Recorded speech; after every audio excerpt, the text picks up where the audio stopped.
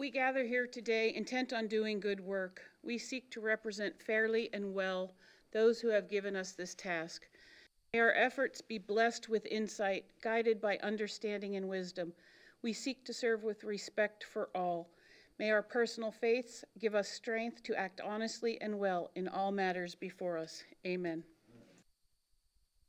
Allegiance to the flag of the United States of America, to the republic for which it stands, one nation, under God, indivisible, with liberty and justice for all.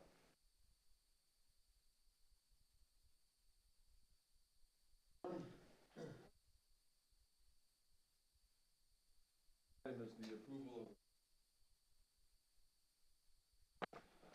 of from council. I have to leave.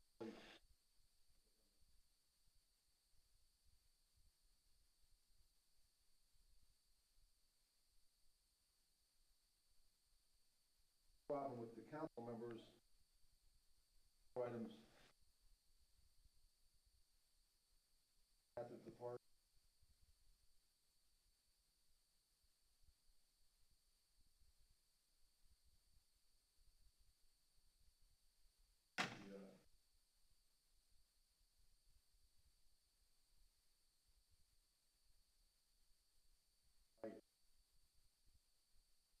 Up.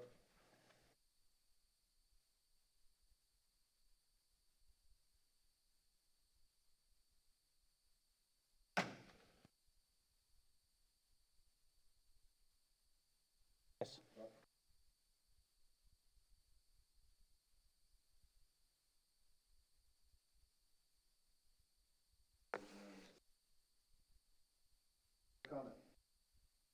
Comment. I have one to read into the record, and then we have some signed up also.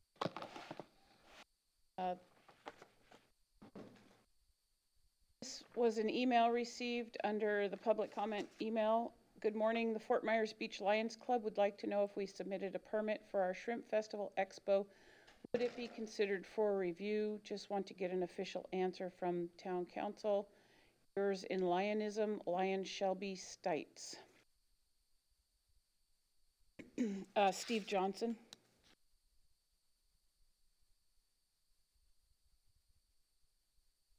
Council, my name is Steve Johnson, resident of Fort Myers Beach and chair of the Marine Resource Task Force. I'm here today just to reinforce a vote for yes for entering into negotiations. The lighting design engineer, in my opinion, the last couple council meetings as well as the blue sheet was rather confusing on what the purpose of the lighting design consultant is, and just to reinforce what the purpose was. Any lighting project requires an engineer. My understanding was that maybe it was presented as either a private build design or using an engineer or working with FPL. Regardless of what you do, you have to have a lighting design consultant to do the photometric studies and to specify the project or then the build. So I just wanted to ensure that we didn't pass this opportunity up. It's been over a year that we've gotten to this point in 2 bidding processes, and we absolutely need a lighting design engineer to help us with the Estero Boulevard as well as potentially the other projects that are included in the RFQ for the lighting design engineer. And that's all. Thank you very much. Barbara Hill.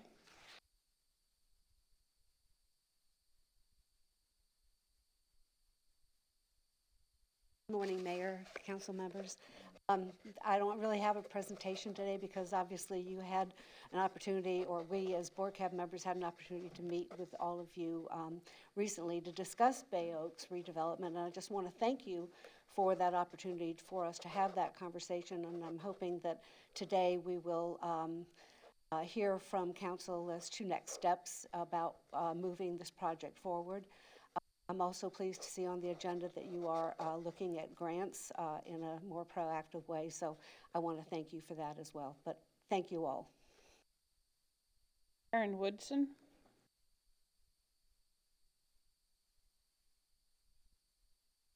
Good morning, I'm Karen Woodson, and today I represent BORCAT.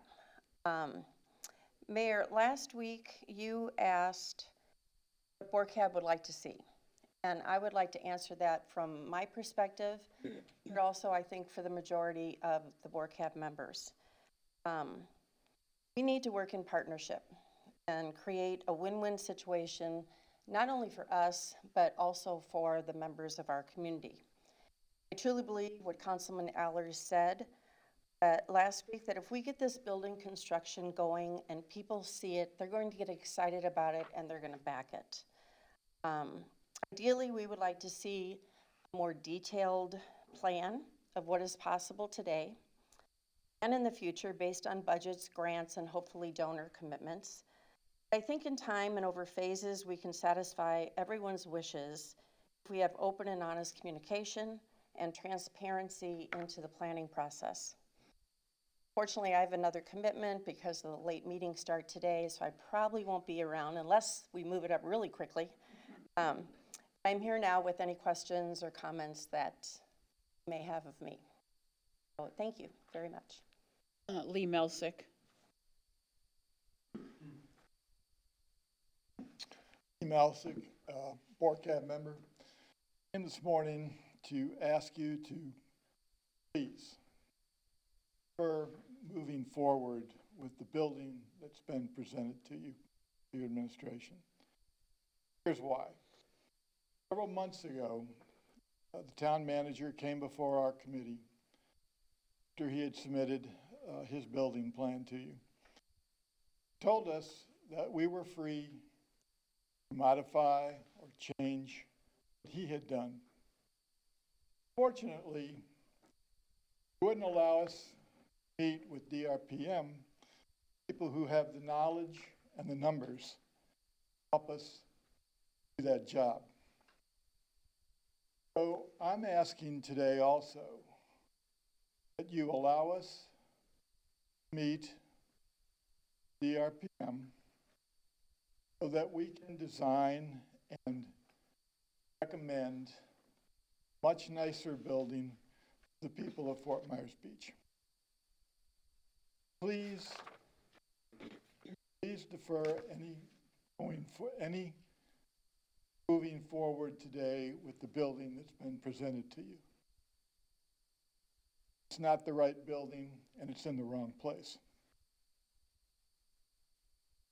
We have given you, after 3 years, we have given you a diamond.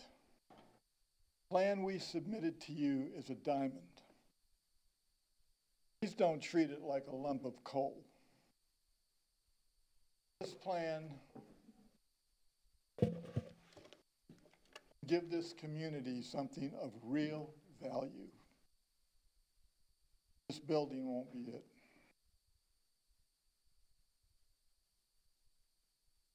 You, next. That's all I have. Okay. Next item is local achievements and recognitions. We'll start on your end. I just want to give my respects to Mayor Joe. I've had a couple conversations with him. I found him to just be very courteous and knowledgeable in what he did, and very deep in his love for his community. He's going to be missed.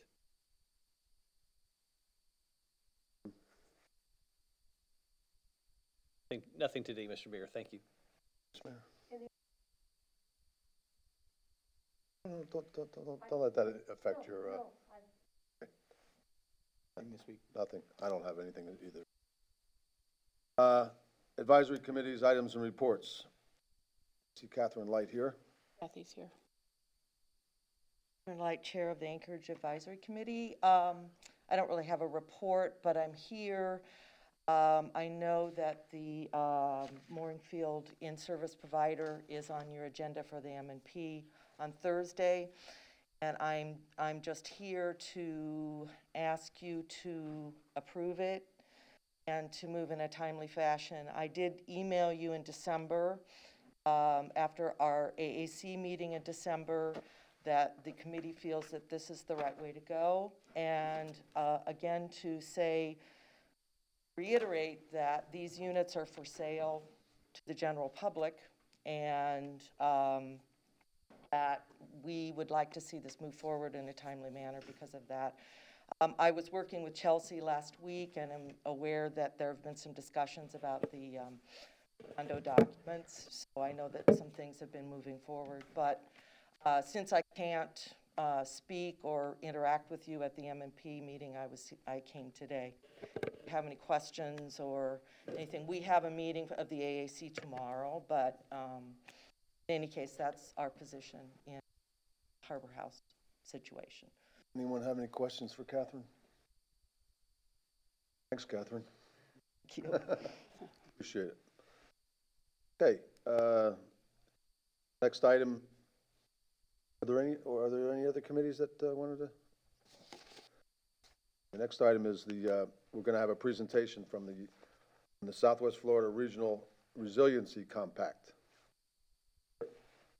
Thank you, Mr. Mayor. Thank you, council members. I know you're short on time, and I was hoping we could have a conversation about this. I don't want to take up too much of your time. Would you prefer that I just introduce the concept and open it up for discussion and not give the presentation? Or I want to be respectful, particularly since I'm also a fan of Mayor Coviello. Well, I'll tell you what, do the best you can with The shortened agenda, okay. Please, All right. sir, please know we did receive the PowerPoint in our materials, so Yeah. I've been through it, but if you don't want to do the PowerPoint, we've had a chance to review it already, so thank you. Okay. Yeah, I'm just you want- afraid if I get on a roll, I'll end up taking a lot of your time. So, maybe if you're okay, maybe I'll just ad lib and then maybe jump ahead to a couple of slides and not. that'd be great. Okay. Anyway, so this is about coming to you as a council and as a community to ask you to consider joining a regionalization effort, something we're calling the Southwest Florida Regional Resiliency Compact. The intention of this is to bring together communities, the 3 counties in Southwest Florida, Lee, Charlotte, and Collier, and the 10 municipalities within those 3 counties, to come together as an alliance to deal with the problems that are coming our way with respect to a warming planet, the kinds of problems associated with sea level rise, stormier storms, storminess as we move forward, changes in precipitation, kinds of real problems you're experiencing here on Fort Myers Beach. You are obviously a Barrier Island community, and these are the kinds of problems that you're already dealing with, and will need to deal with more intently as you move forward in the future. Here within Southwest Florida, other efforts at regionalization to deal with this and other problems have kind of failed. I guess I'm specifically talking about the Regional Planning Council. And so this is an opportunity to fill a void, a needed void, and to help our region. It didn't always fail. Didn't always. The Regional Planning Council was a viable organization until a certain governor gutted it. But it was a very viable organization. I sat on it for years, but sorry to interrupt you. No, that's fine, and I appreciate that too. In fact, this effort for dealing with regional resiliency was kind of spawned by people in government who have been disappointed with how the Regional Planning Council has evolved over time. Yes. So it's an opportunity to pick up a need, hopefully, at the very least, while the Regional Planning Council maybe reinvigorates and formulates itself. In any case, the idea here is that strength comes in numbers. The jurisdictions I mentioned, the 3 counties, the 10 cities, all share a similar demography, a similar geography. You all share similar kinds of problems imposed by a changing climate. The ones that are probably of greatest concern are those related to sea level rise and the impact and intensity of storms. And each jurisdiction doesn't necessarily have the resources to go at this alone. So the idea is to bring those jurisdictions together to work as sort of a united front. Julia Neshawat, you may remember, she served as the state chief resiliency officer for a short while. Hopefully her position will be filled at a later date once we get out of the COVID craziness. Julia Neshawat, at least in her vision, foresaw alliances, compacts, as really sort of the operational unit for state resources. If you look at probably the most successful compact within Florida, and there are many of them now, there's one in Southeast Florida, that's the most successful, which has been operating now for 11 years. There's one in Tampa, there's one in East Central, there's one in Jacksonville, and there's one now developing in the Panhandle centered around Tallahassee, county in which they inhabit. The idea is to make the compacts become more viable and more influential at the state level. If you look at the Southeast Florida Compact, their compact has been particularly strong at leveraging legislative efforts, leveraging money, applying for outside grants, and so on. So probably the biggest concern, I should tell you that we've pitched this to the 13, actually 14 jurisdictions, because the Captiva Erosion Prevention District is one of the jurisdictions that is involved. 8 of them have ratified our memorandum of understanding, which is ultimately what we're asking you to think about in the near future, ratification of that document. At the moment, Charlotte County is on board. Here within Lee County, Sanibel is on board, Estero is on board, Coral has it on their agenda. Captiva Erosion Prevention District is on board. In Collier County, all 3 cities are on board, Marco Island, Everglades City, and the city of Naples. Punta Gorda is on board in Charlotte. Collier County is likely to have the matter on their agenda within the next couple of board meetings. Lee County, I've been working with Chairman Kevin Ryan about getting it on their agenda as well, and they seem interested. At the moment, what we're looking for is just a commitment to participate. If you've obviously seen the MOU, it's not obligating you to anything at this point other than participating in conversations. What we are planning to do, when I say we, Florida Gulf Coast University and its water school, we are working now at acquiring outside funds to hopefully operationalize the compact for 3 years. If we're successful, it would mean 3 years of operation without any request for outside money. What we anticipate is having an operationalization phase, which would be the first year. And in that first year, we would hire a consultant. We would work with a restructured steering committee, which would represent staff members and elected officials from all the jurisdictions, with an operational plan. And then in years 2 and 3, we would hopefully be able to fund basically a resiliency administrator, someone that would oversee the effort for the group. So by agreeing with and ratifying the MOU, you're just agreeing to cooperate as we get going so we can move forward with this operationalization. And we're not asking for any cash, at least at this point. We're hoping that within 3 years' time, we'd have great enough productivity that we can show the value of the group. And then if we do need to fund it in other ways, perhaps government would be asked to share the endeavor. It's a non-binding agreement. The town can leave at any time, and the organization has no authority to make decisions. There's nothing that the compact could do that would violate your autonomy as a. That's it in a nutshell, without me getting waylaid by too many pictures on the screen. I'm at an advantage here. I saw your presentation down in Estero at the invitation of Mayor Ribble.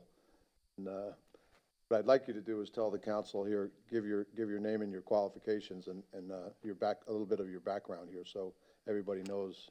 I'm sorry, I always forget to do that. Anyway, I'm Mike. Too humble. Anyway, thanks. I'm Mike Savarese. I'm a faculty member at Florida Gulf Coast University. I'm a scientist. My specialty is actually coastal geology, and I now hold a distinguished position for coastal resilience and climate adaptation within FGCU's Water School. Water School is positioning itself to be more helpful to the community. So within the Water School, there are a number of efforts going on to help reach out to the community, deliver the kinds of scientific needs and conversations that need to deal with all problems associated with. Maybe about 5 years ago, I realized that I was more interested in seeing science go into the right hands and be used in effective ways, and less interested maybe generating the science itself. So I've been trying to do a little bit of both and working on this compact concept for at least 3 years. Being humble, you left out your degree. Oh, sorry, I do have a PhD in geology, so There we go, thank you. Very good. I've been working for 35 years, professor, so. Questions for the professor? Anybody have any comments about one way or another, whether we'd like to participate in this?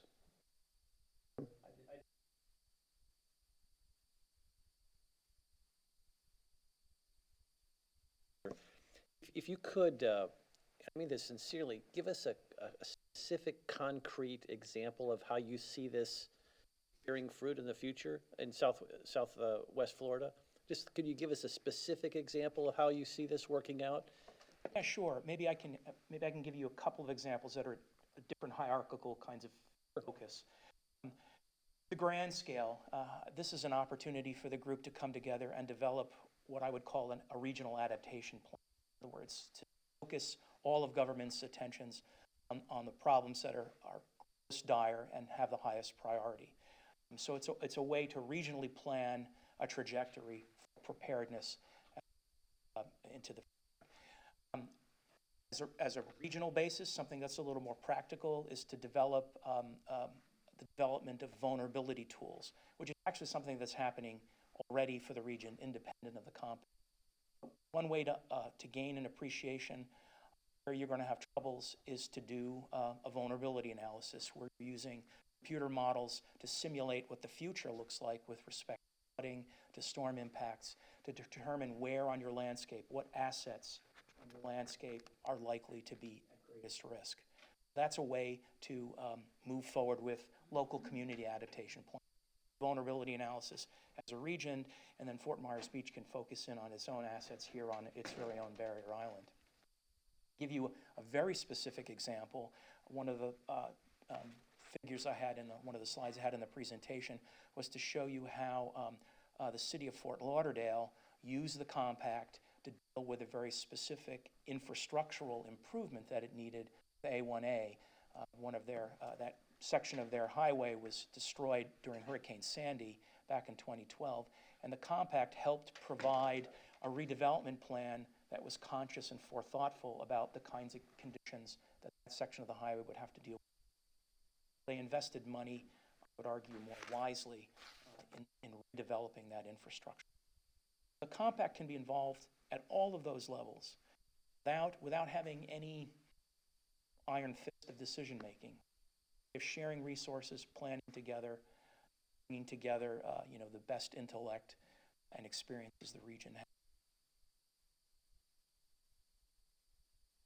Questions? Just, to Roger, I wouldn't, could you email a copy of the MOA?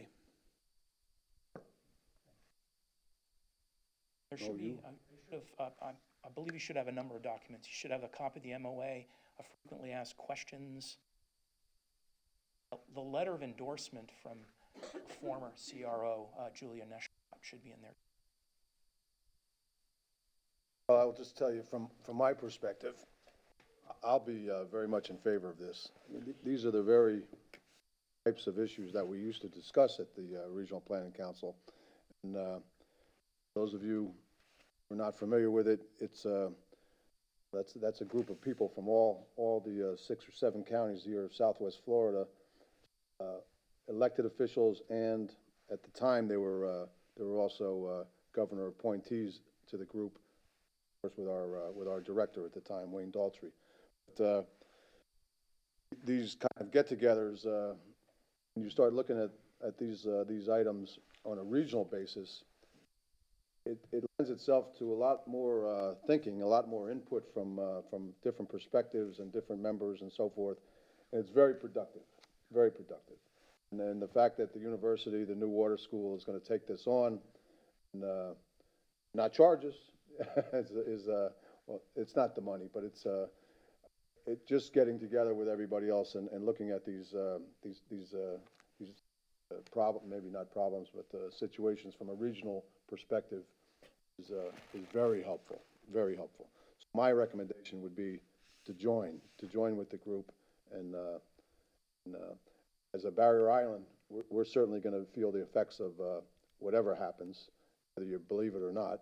If it happens, we're gonna be feeling the effects of it, and, I wanna be a part of that. I want us to be a part of that. Any other comments or questions or anything? Thank you so much for coming out, and, I'm Yes, sorry to give you the bum's rush today. No, it's okay. But, In fact, as I was thinking about this, I forgot that yesterday was a holiday. I tried to reach out to Amy. I wondered if your meeting would even postpone because of the service. Yeah. One thing I would ask is if you could think about perhaps putting this on an agenda for official ratification. We will. And I will keep in touch with Roger and Amy and let you know as a council what's happening within the other jurisdictions. We should have more decisions within the next few weeks. Fantastic. All right. Thank We'll you. do that. Good luck. Thanks for coming out. Appreciate it. Okay. Next item is the approval of minutes. There were any. Not attached. No wonder. Okay. All in favor? Okay. All right, we'll move on to the consent agenda. There's no consent agenda. We're moving right along here. So if we change the order of things, before we get to the public hearings, let's take these one at a time. How about we start with the Little League agreement? Who wants to handle that? John, is that yours? Yeah, I'm certainly, Mr. Mayor and members of the council,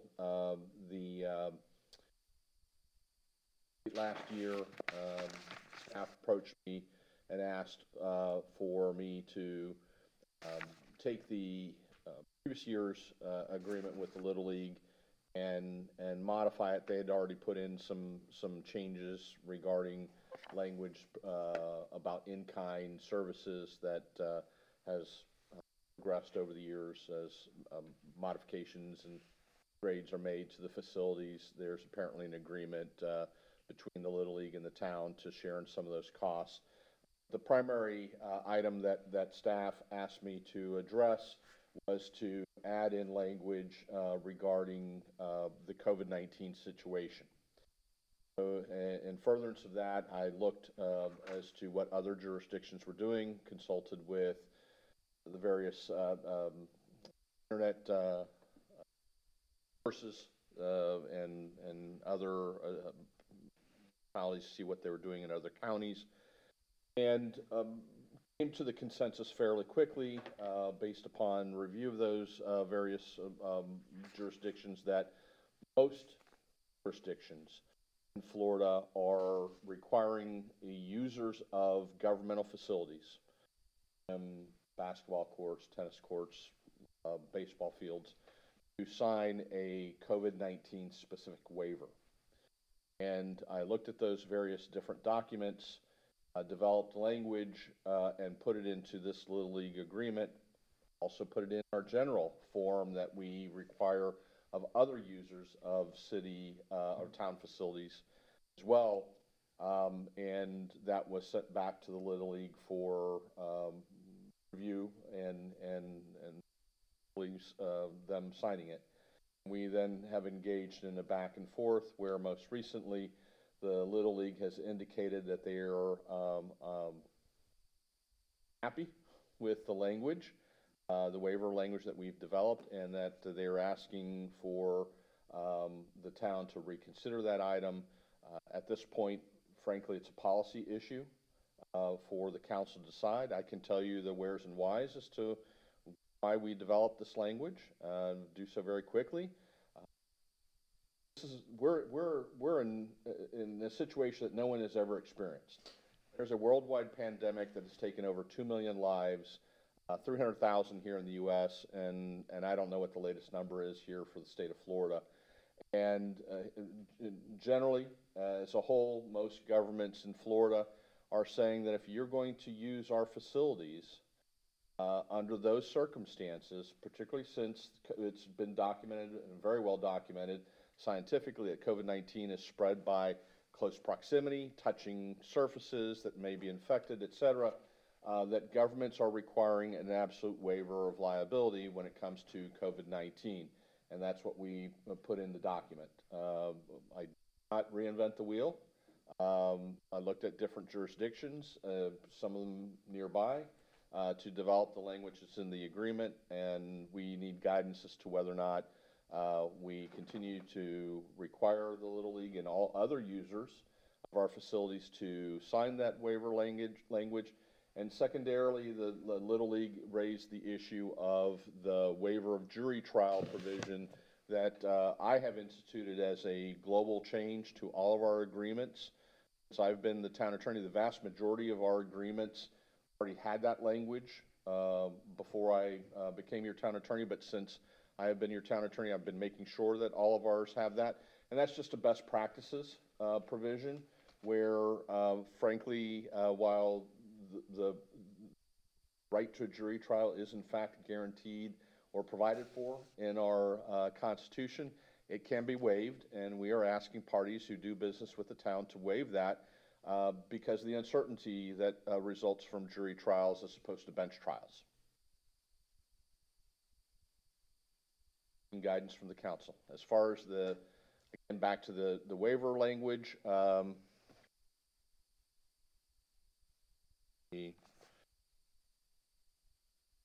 don't know if the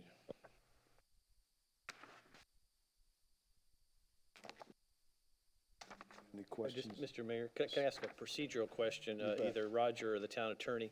Is there a timeline on this? I mean, I talked to the town attorney at length this morning as he was driving in this morning.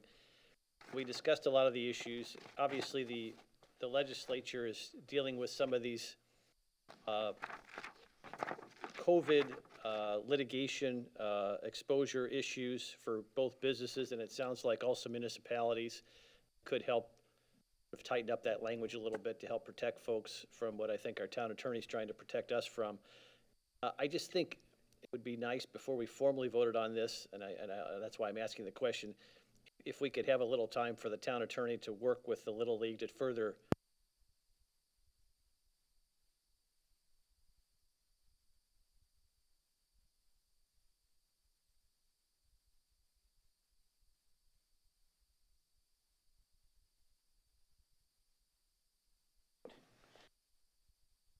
up on. Do I need to plug it in? I just wondered if we had time for the town attorney to spend some time with the Little League to further explain our position and try to work with them and see if there's some language that we could come to alleviate some of their concerns, maybe not all their concerns, but try to work with them. If there's not time, I don't know what the schedule is for the season, but I just thought I'd ask that procedural question. I believe they want to start this week, which is why we added it onto the agenda to try to get some clarity. Want to play ball, start ball this week? That's my understanding.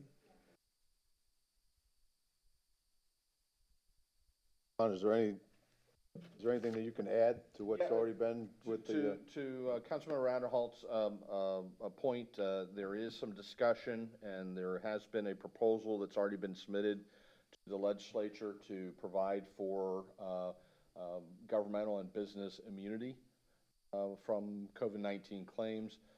However, that is it's months away from the Florida legislature convening.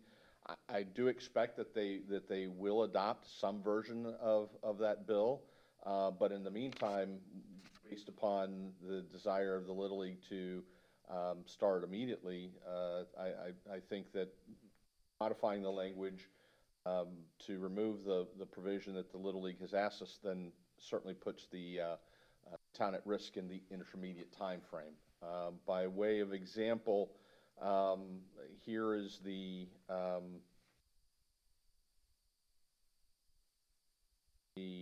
waiver that the Lee County School District requires of all participants for after-school activities. Just summarized, by signing this document below, I acknowledge and affirm all of the statements above. I also voluntarily assume all risk that I and or my children may be exposed to or infected by COVID-19 as a result of participation in the activity, and that such exposure and infection may result in personal injury, illness, sickness, and or death.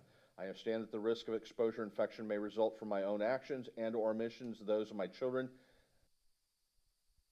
School board staff, volunteers or agents, other activity participants, or others not listed. By signing this, I acknowledge and accept all such risk in connection with my children's participation in the activity. That's one. Another one in, And I think their real issue with this is just the section, mostly the section, whether caused by the negligence of the town. We can't waive our own negligence anyway, can we? well, Florida is a comparative negligence state, which apportions based upon responsibility for negligence. However, notwithstanding that, given the circumstances and the unique aspects of COVID-19, I believe that in such circumstances, by having this language, there is an enhanced ability of the town to protect itself. To your point, given the extraordinary circumstances of COVID-19, I would say there's a chance that we might be able to, but if we don't have it in there, we don't have that protection. My job is to protect the town. Obviously, if the policy directive is to modify the language, we will do so, but that's got to come from the council based upon giving direction to staff and where I believe my responsibilities to this council and this town as the town attorney lie. I'd also, the very specific language that they are concerned about, Manatee County has it in their waiver for all their activities. It says... It's okay, you don't have to read it. I'm just saying that we did not, we're not reinventing the wheel with our waiver language. It's found in many, if not most, of the waivers that are out there available on the internet that I was able to research and find. I did provide copies of those to staff to provide to the Little League for their certification. They could understand and that we weren't necessarily singling out anyone, that this is becoming common practice given the specifics of COVID-19. Questions, comments? It's just unfortunate in general that we're all in this predicament because we don't have time now to negotiate this language or help them better explain what our intentions are and to try to find common language. So if they want to start the season this week and we don't meet again, we can't approve that. We can't approve this at the M&P meeting, could we? Or Well, I think what we could do is, one is, that's their decision to start, so they could make a decision to delay if they wish. If they don't wish to delay and want to proceed, they can execute this agreement or whatever agreement the council directs us to put before them. And then if there's further clarifications 2 weeks from now, we can do an amendment. So it's not like this and you're stuck with this for the year. If they propose something that, we could bring it forward to the council and you could revisit it weeks from now. So I don't want you to feel that that this is in cement. It's in cement until the parties agree to amend it. They have legal representation. They're not winging this. it was clear from their correspondence that they've got counsel. I just didn't, it doesn't sound like, that letter came to the council, I think either last night or this morning. It was pretty late in the process. I forwarded it to John immediately. I just wish there was a way to work through it. And obviously, to Roger's point, if the legislature does act, we could go back and amend the agreement, which would give them some solace, but that may not be for weeks, so it doesn't really help us today, so. I guess just to move this along, I'd move that we approve the agreement as our council recommends. Okay, there's a motion. Is there a second? Second. Moved and second. Further discussion? Objection to the motion? I don't object to the motion because this is such a litigious society, and I know the town attorney has to protect the town. I'm just saddened that it might adversely affect our Little League. And I know my colleagues share that sadness as well. So we're in a tough spot, but I don't oppose the motion. Well, these are strange times that we live in, and find ourselves in very strange positions. But the Little League is us. They are us. They are the town. If you look at it, right, if you get down below, start peeling everything back. But, for the most part, maybe not, maybe there's kids coming off the island or so, I don't know, but, anyhow, any further discussion? Any objection to the motion? Motion carries unanimously. Thank you, John. Little League. Let's do the, COVID declaration next. Sure. In your packet, you have the various, and this, by the way, there's actually a little bit of synergy or dovetail in this item with the one we just discussed, which is, the governor has entered a series of executive orders, commonly known as the reopening of Florida Phase 1, Phase 2, and Phase 3. The last meeting, the council tasked us to put before you the existing emergency declarations that the town has adopted and determine whether or not there's a desire to modify them moving forward and make sure that they are consistent with the governor's executive orders. In a nutshell, the executive orders open up many of the facilities and the things that previous orders and yours had previously said were closed. And I've advised you that in the past that to the extent that any component of our emergency declarations are inconsistent with the governor's order obviously supersedes. So at one point in time, this council had closed the beach. The governor has opened them. So they're now open.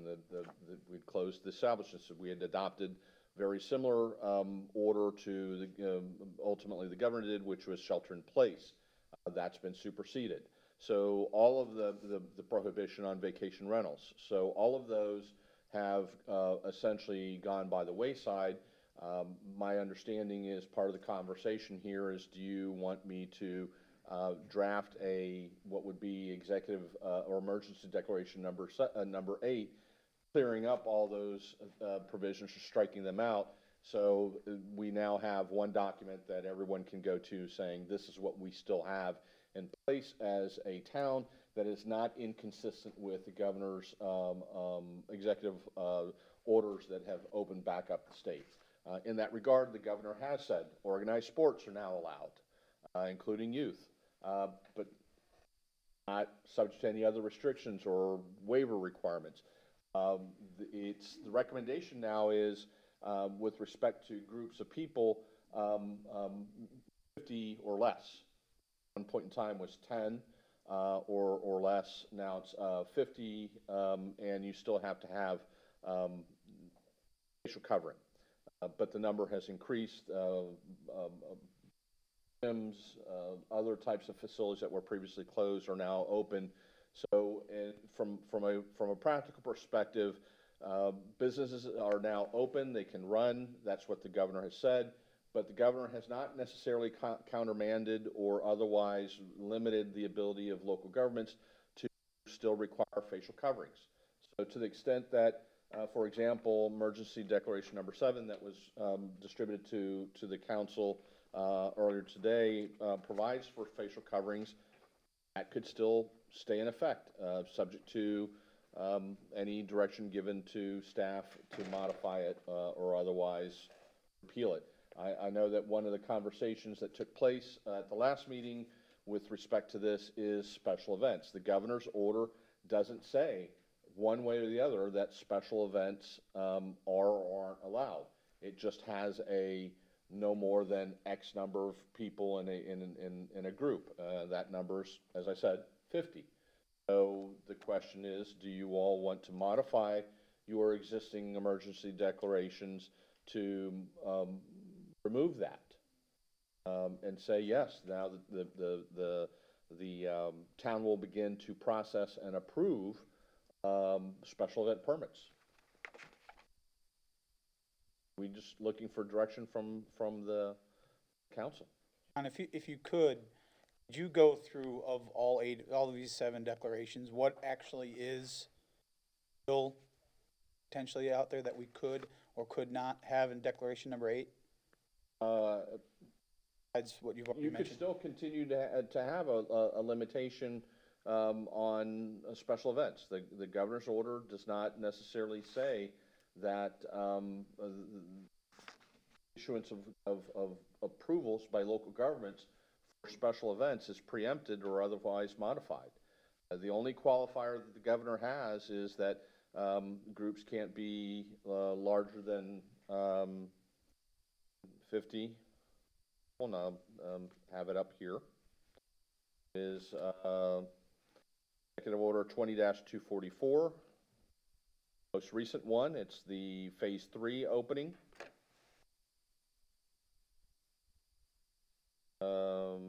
And just not to cut you short here, John, but for the sake of expediency, I wouldn't mind seeing, if you could just draft us a document for discussion to say this is what's still in place. Okay. Or available. But there, the available. reason why I believe, I don't mean to speak for any of you all, is that the part of this conversation is you may have in mind some specific areas that you want to modify, and I can know that going in as I draft emergency order number 8. Although, you know, for me, to see it all on one piece of paper saying, instead of flipping through 7 declarations to see what's been superseded and the governors and all that. What you're, I mean, for example, your emergency order declaration number 1, it's already been superseded. That was your closure of the beach. We know that one is already been superseded. You yourself superseded actually by number 3, again, to the extent that there's now no longer a closure of the beach or vacation rentals. That's been superseded. All we need to know is what's left. What's left. And if I'm hearing you right, it's the special events and the face coverings. That's about it. So, And to the extent that you want to incorporate a size limitation that is now consistent with the governor's order. well then, now that's, the governor is the de facto, right? So if we said 10, he says 50, it's 50. Correct. And I was going to make when I mentioned that, the 50, that's still not consistent with the CDC guidelines, which still restricts to 10 or less, but the governor very specifically says that 50 is okay. well, the question is, do you want, Councilman Beach, do you want a synopsis, or do you want to just decide right here, right now? Well, is that the synopsis that we're talking about, the special events and the masks? Is that the only thing that's really left? Yes. That makes a pretty short document if you want to. Yeah. Well, the mask, which is 7, 3 or 4 pages, 3 pages. Well, for what it's worth, everybody knows where I stand. I'm in favor of keeping the mask in effect. We're not out of this yet. Matter of fact, we're not only not out of it, but depending on who you speak with or listen to on the television, it's getting worse. So, I think when I go around town, I see most of the people that I see wearing masks in different places are our own people. So they're getting it. Now, whether we can still mandate the tourists wear it, it's a little tougher to enforce with them, but I still think that we should keep it on the books and ride this out. Ride it out. We're not out of the woods yet, and they're even telling us that even when people are inoculated with the vaccine, that there's still a lapse in time there where before it takes effect, there's still a vulnerable period there. So my recommendation would be to keep that in effect going forward until we get the all clear from the CDC and whoever else is going to make that call. As far as the special events, I would leave that decision up to our staff locally, as it's been done thus far. Together? Yeah, I would concur. I just don't think the numbers that I'm seeing lead us to believe that we are in a position to loosen up our restrictions. The numbers are high and climbing, particularly in our zip code. And I think that you go downtown and it seems like there's no restrictions at all with the way people are behaving. So I don't favor particularly getting large special events loosening the mask mandate. Yes, I mean, this is part of, I voiced this to several of you and publicly. I think part of my frustration, and I think part of this council's frustration, out of other governments throughout the state, is the language that is sometimes used by the governor in his executive orders. For example, and this is the words, all persons in Florida are encouraged to avoid congregating in groups larger than 50 persons.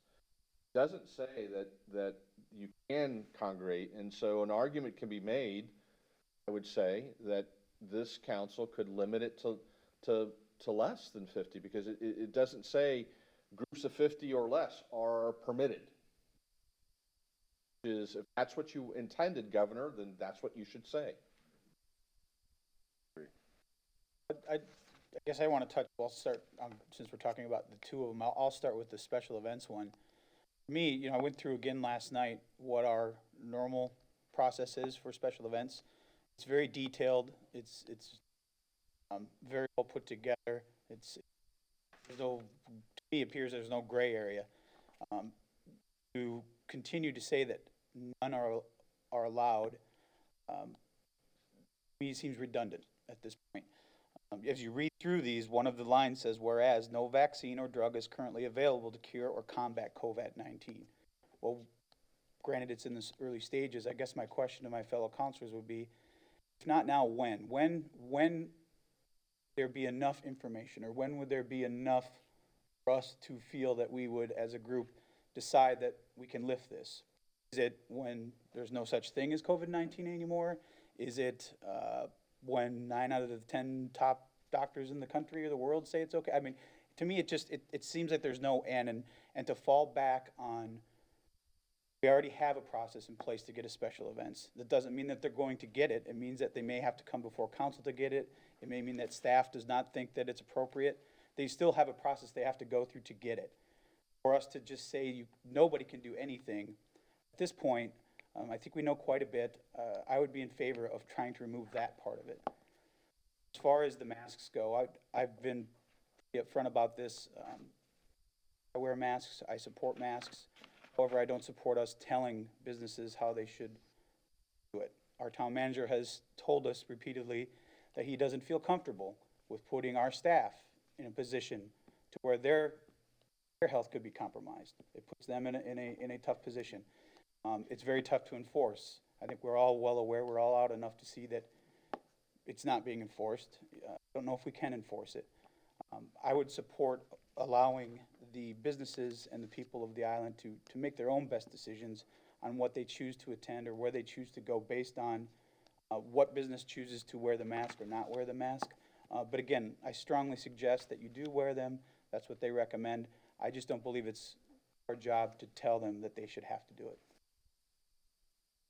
I'm going to weigh in and say that I agree with Bill and Ray, and I think it would be a good idea, like Bill suggests, that we do a number 8 so that staff has an easier time when people call with questions. Staff knows they ignore the first 7. They answer all questions coming from number 8, and keep things as they are for the present time.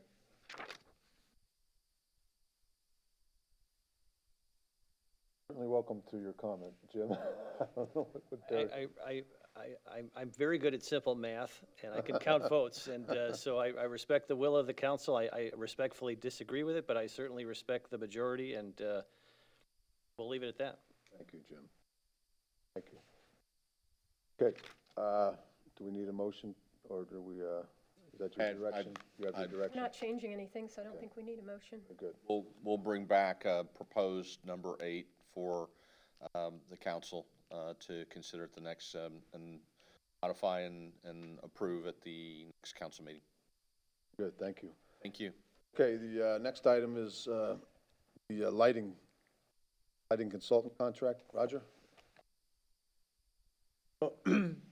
So, Mr. Mayor, members of council, we have received proposals. We have a staff ranking to begin the process of hiring a lighting consultant, which could either be to provide you with input on a system provided by the utility company and/or for the town to embark on its own system if that's what it elects to do.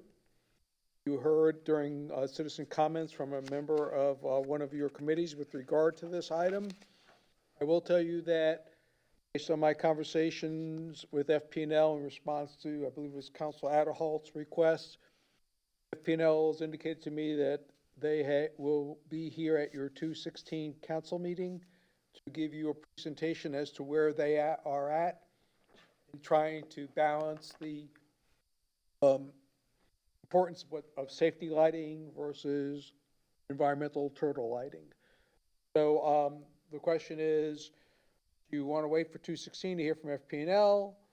Do you want us to put staff effort into developing a contract? Do both concurrently? That's your prerogative. What's your recommendation? Just to wait for the FPL?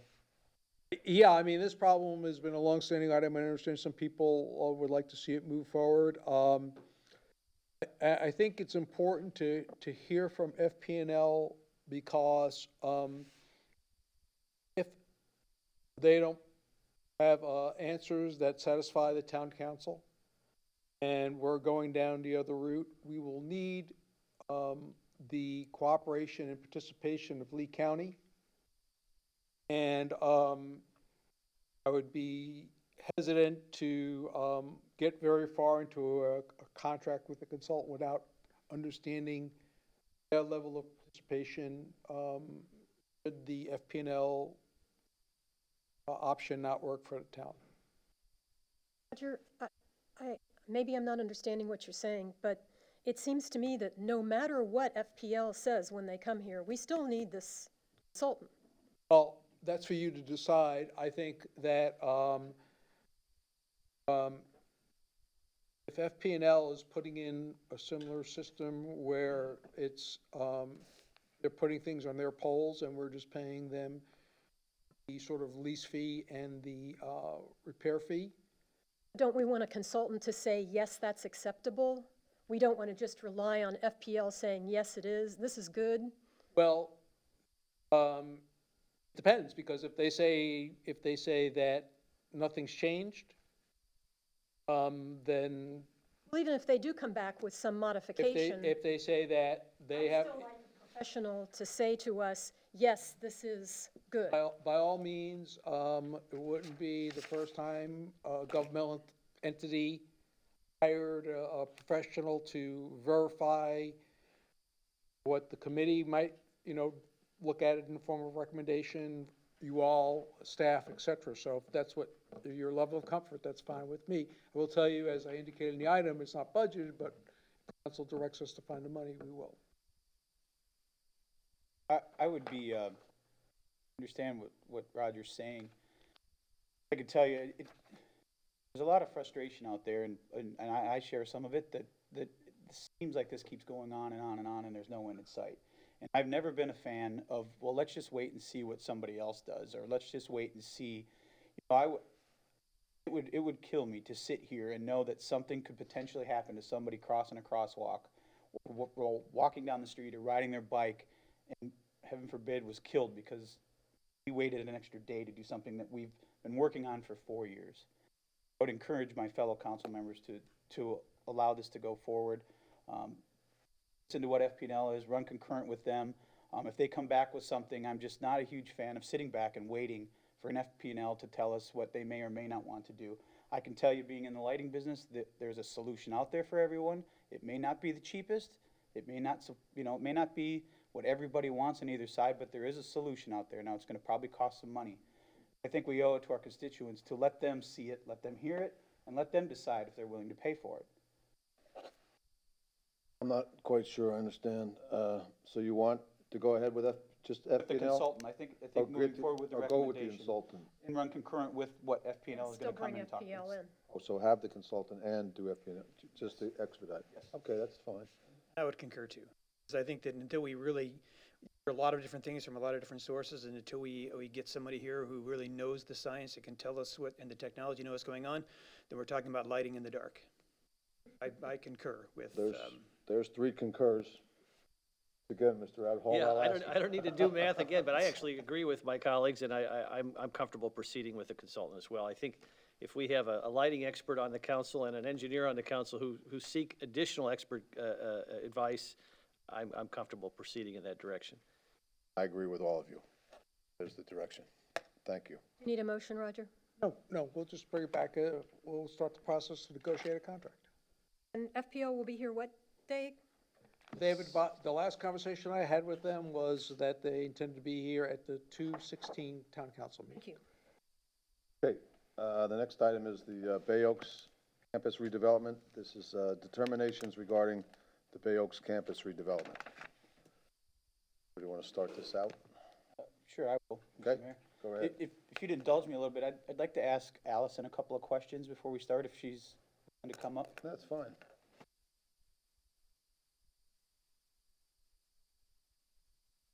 Nice indulgence. Hi, Allison. Morning.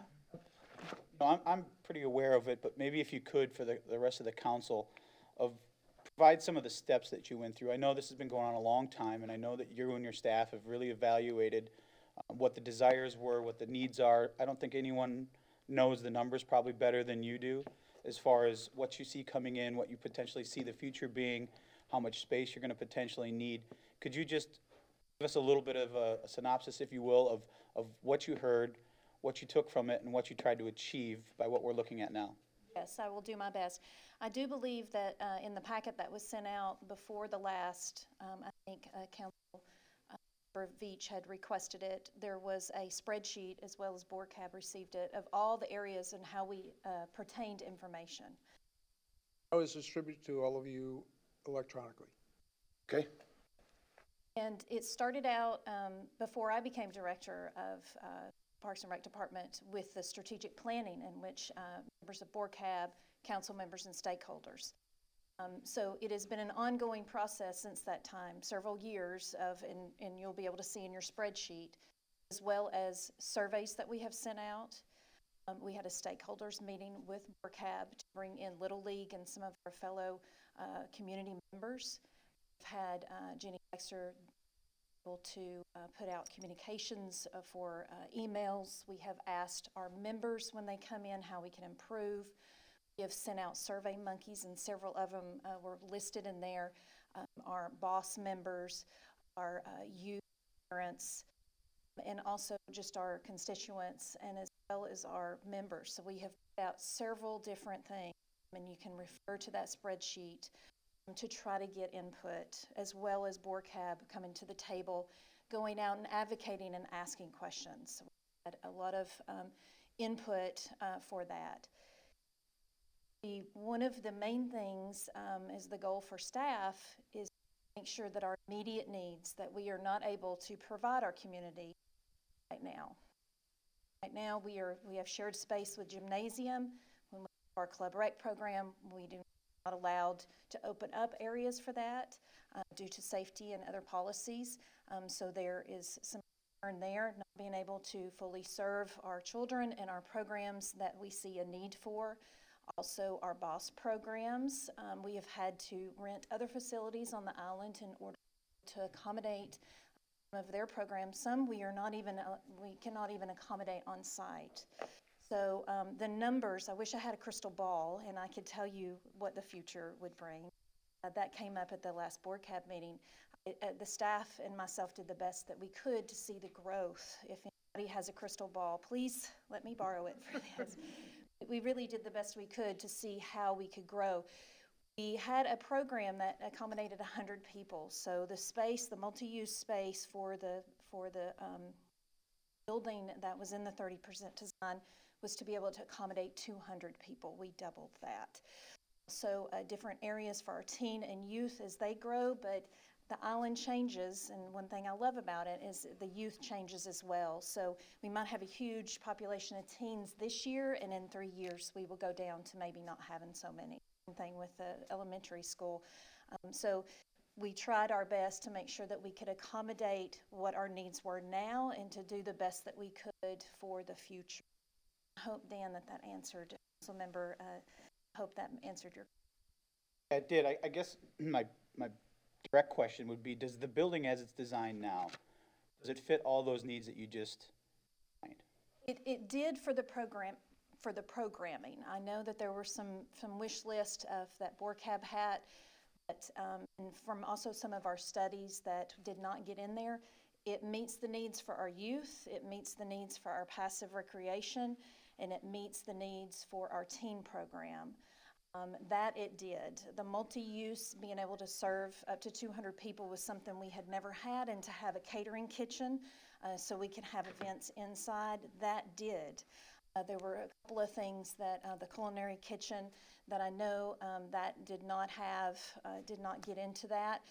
That is a future program, so there's the future. So not all of the future needs got in there. There were a few of the BORCAB recommendations that did not in that current building. But as far as the youth programming and our passive recreation, our programs that we were unable to meet now, that was in there, as well as a small amount of growth that we hope to be able to. No crystal ball, but we did the best that we could for that. But that was something that I was very adamant to make sure that our community needs that we know of now. For the people who have been really helpful in coming forth. Wish I could go around to every single doorstep to really ask what people wanted, but I feel that we did a pretty good job trying to get people to give us their.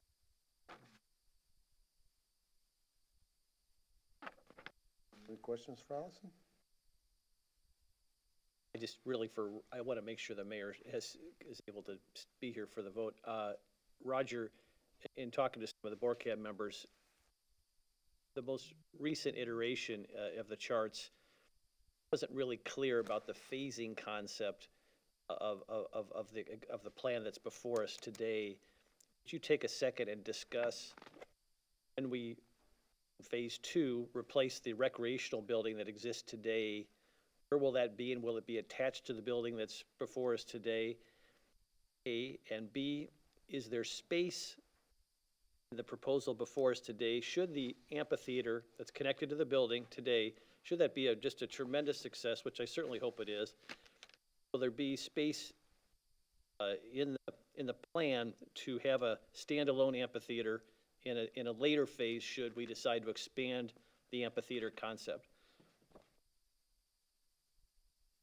So, with regard to, is there room within the limits of the park to have a standalone amphitheater? I believe the answer to that question is yes. If the council at some future date wanted to do that, again, perhaps the sort of prime real estate, the location may not be available, but there are alternate locations that the council could consider at that point in time. What about the other part of my question? With regard to the future replacement of the gym,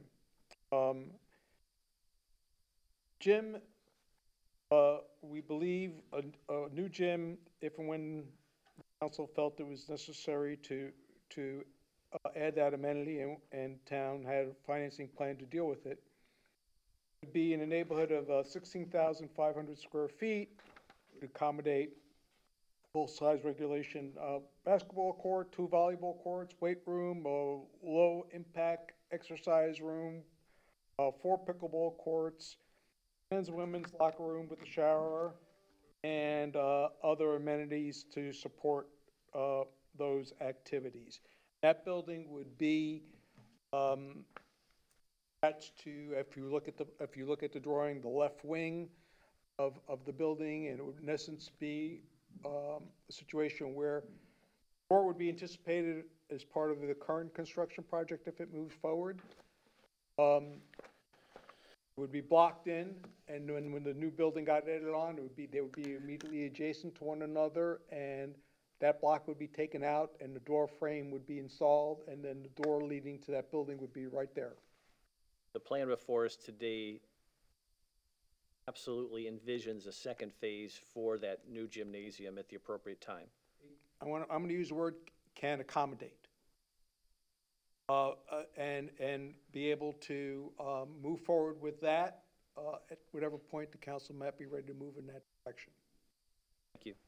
If I may take that just a little step further, I'm wondering if it'd be the will of the council. ORCAB has been very adamant about phasing. I think we've all kind of agreed that phasing is definitely a way to get everybody everything that they need.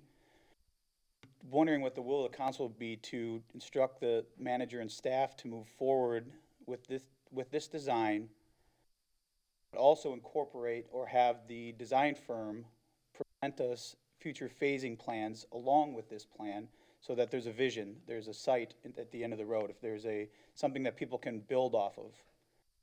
So that we have a full design plan as we're going forward, even though we're only voting or moving forward with this building, we can also see potential of what could come down in phase 2 or phase 3. I like that idea, Councilor Ehlers. I would actually counter that with that, it's better to plan the phasing down the road when we know how this, the first phase is worked out. You know, we have an amphitheater. Is the demand great enough to then warrant looking at, you're saying, like a standalone amphitheater, or is it not? If something happens to the old gym building, then that maybe advocates for putting, prioritizing that part of the next phase. That I think that instead of trying to come up with a phasing plan, again, being kind of in the dark about knowing how this is going to play out, and trying to obligate a future council to something where we really don't know what the situation is going to be, is really just spending money now that's better off towards the building, and let that happen in the time when a future council wants to see it for. And Councilor Veach, I completely understand your point. My point was more not of design exactly what the building's going to be or what phase 2 is or what phase 3 is, but just conceptually a drawing that someone can actually see. Not everyone can understand what is envisioned, or what BORCAB's thinking, or what I'm thinking, or what the council's thinking as far as what that building could look like. But just a simple sketch of something that is attached to what we're voting on and moving forward with in the design phase could go a long way to give BORCAB something to work off of and give them time to build on something, as well as us to see. It's not, I don't feel that that's committing other councils to have to do anything, but at least it's putting it out there in the universe, if you will, that this is what it could potentially be. We're moving forward with this, but this is what it could be should we choose to move forward with it. I think having a visual plan can go a long way, and I don't think the cost will be tremendously out of reach. I would use the term aspirational. Is that fair? Fair enough, yes. Better word. What I'm hearing, that's a site plan. That's a site plan. Don't we have a site plan already? Have a site plan? Not that I recall seeing of what is potentially a phase 2 or phase 3. Well, that's not something that's very difficult to do. I wouldn't think, Roger. Well, the issue of laying in the future gym location, that is not a difficult thing to do. So if that's something that the council would like to see, I think we can lay that in there. The perhaps more difficult issue might be how you address the future location of a potential standalone amphitheater. There's room for it, but I think it'll take reallocation of space to accommodate it, and That's easily done on the site plan as a future proposed building, proposed building we could here, propose, proposed building there. we could put alternate locations and for future, I guess, if that's what you'd like to see. That can be easily done. I guess my next question would be then, since we're talking about the amphitheater, as I said in the last meeting, and I've spoken to several of the members of BORCAB about it, you know, we have something here that I don't think the community ever thought would get as close as it is now. At least that's my interpretation. We have something there that, you know, as the design has progressed a little bit and you're seeing a little bit more of what this amphitheater can look like, it's much better than what we started with. And I think if we keep moving forward with it, I think it'll inevitably be what everybody hoped it would be. It would serve as a dual purpose. I was one, as I said before, that was very much wanting the standalone amphitheater. I didn't think outside the box that incorporating it into a building like this could potentially work. I could see how it would work. I could see that whether it's standalone or whether it's attached to this building, your sound could be the same. You could have people sitting out there. I guess I want to feel what the council's wish is as far as keeping the amphitheater attached to the building now the way that it is moving forward, and maybe down the road we will look at or future councils will look at standalone amphitheater. I would just hate to give that up now, knowing that it's there and could be used, and you potentially might never get something down the road. Mr. Mayor? Yes, sir. So I just want to be clear because I want you to make sure you have the best available information. So with regard to a standalone amphitheater, the way the phasing would work theoretically would be that where the current gym is, once that gets moved to the building adjacent to the proposed building, then the site of the existing gym would be the location for the potential amphitheater. If we went down the road and decided to have a standalone amphitheater. One thing that I'm going back to my experience with the Alliance for the Arts is they have a big band shell. And they recently put up a small stage because the need was for something more intimate. I think that one of the reasons for going down the road is we may find out that this big amphitheater works for grander shows, but if there's like a small theater group or something like that where they want a small intimate amphitheater, that's something that's not only easy to build, but it can fit in a lot more places than a big amphitheater. That's something that we probably may not know. Clearly down the something with road. a small footprint's easier to deal with than something with a larger input, so yes. Okay, thank you. Does anybody want to bring something forward here? You want me to vote? Want a motion, You or better hurry up. is it just I'll make a motion to direct staff to move forward with the current design as it is, with the caveat of adding a site plan, if you will, if that's what you prefer to call it, for BORCAB to review for potential phases 2 and 3. Second. Move second. Motion? I now don't know if this is really the right place, but there's a couple of small things that I think I would like to add to the direction to give the designers. And one is to ensure that there's an acoustical engineer who's involved in the amphitheater design. That, I mean, like Councilman Allers has pointed out, it's progressed quite a bit since we were presented this months ago, and I'm not sure if they've really looked in the acoustics or whether this design firm has that expertise. But I think that'd probably be important aspect to make this amphitheater work as envisioned. The other thing is to convert some of this paved parking into overflow parking that would just be turf, as opposed to impervious parking lanes or high maintenance pervious pavers, and they can be used for things like food trucks for events, et cetera, et cetera. And now, if I'm going too long on this, these are just small ideas. Time to bring these up, or should we? I would think not. I would think that would come up later, but anyhow, that's just my opinion. So both of those ideas have already been expressed to the consultant, but if you have any today or on a future date, if you have those with me. I always throw them for the consultant for vetting, so I don't feel you have to say them all today, or else will be excluded. I've got a list, so we'll defer that then. Are any of the items on your list contingent upon your vote today? In other words, do you need them formally amended into the, okay.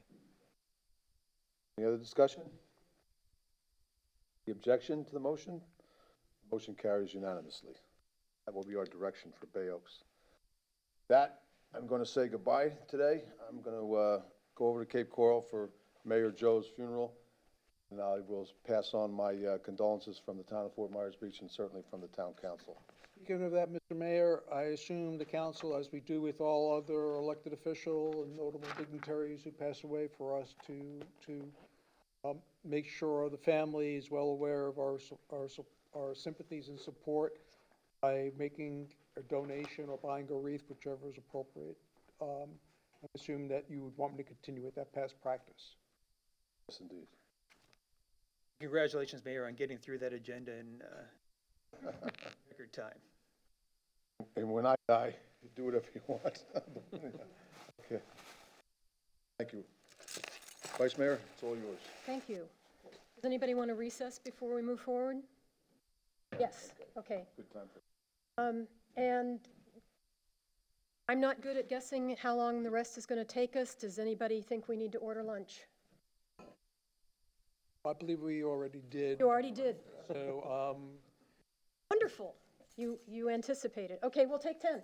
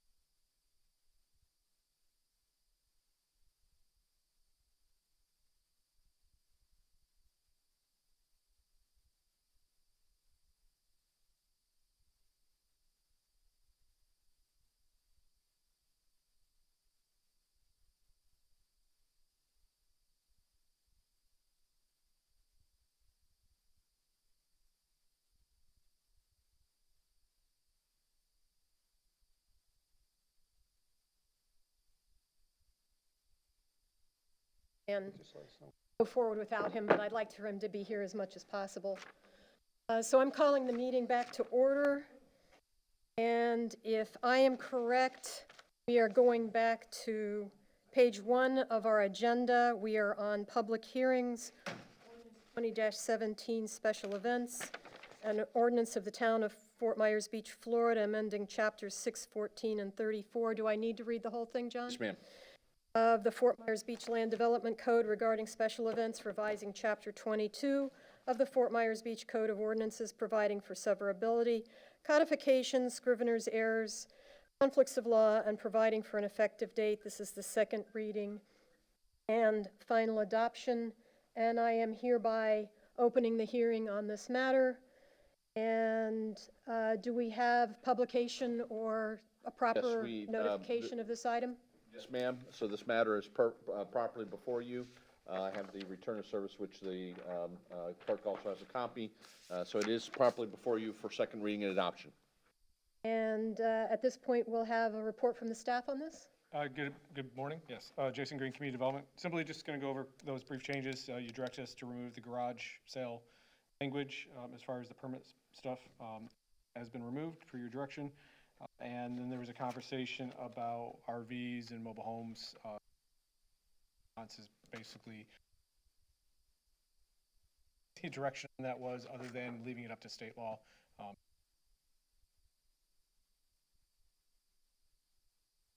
believe this was a question of something that the LPA wanted to put back in. Correct. There's a section about that Now, stricken. And wanted to put it and my belief was we had taken it out because it exists elsewhere in our code and state law. So putting it back in, at least in my position, isn't really necessary, but the LPA recommended it. Madam Vice Mayor, you are correct. There is another section in the code where there is a mention of this issue. I think that the concern of the LPA was that it is not as detailed, that other section, and it's not within the Land Development Code.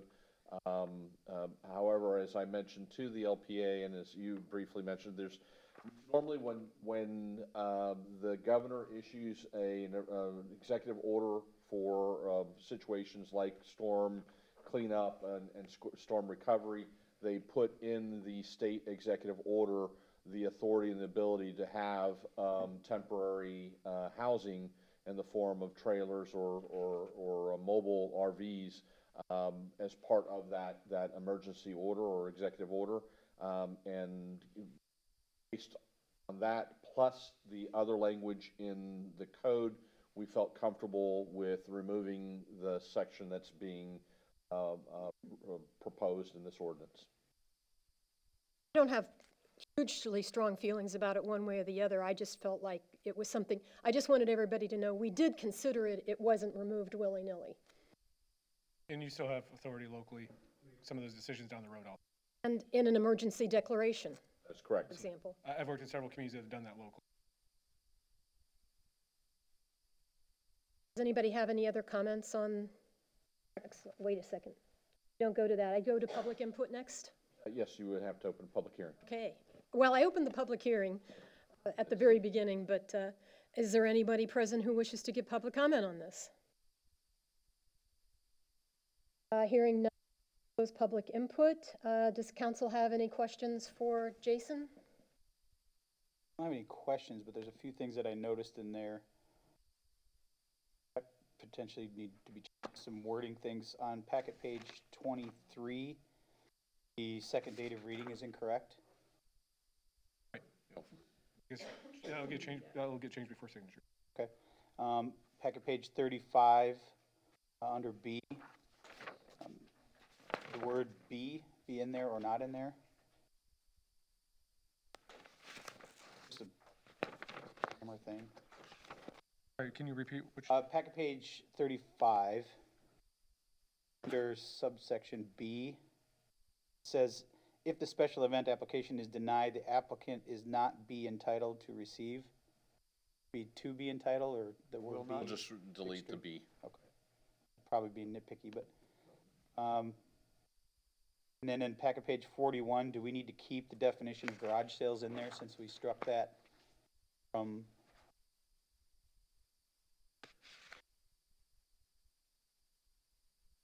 I think that it,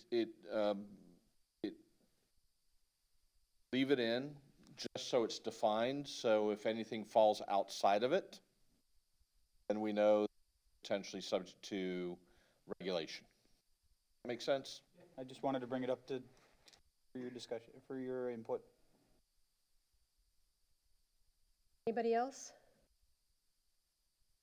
The only comment that I would add is I was contacted by a member of the Women's Club who was concerned about our 6 times a year limitation, in that they are not necessarily the sponsor and host of every event, but might be the location.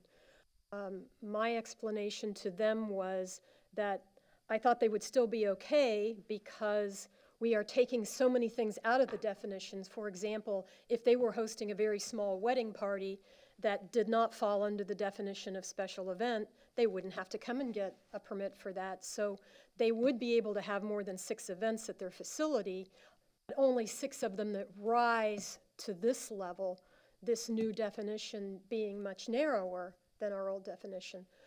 So I believe that solved the problem, but I wanted to bring it up because it was brought to my attention. If anybody,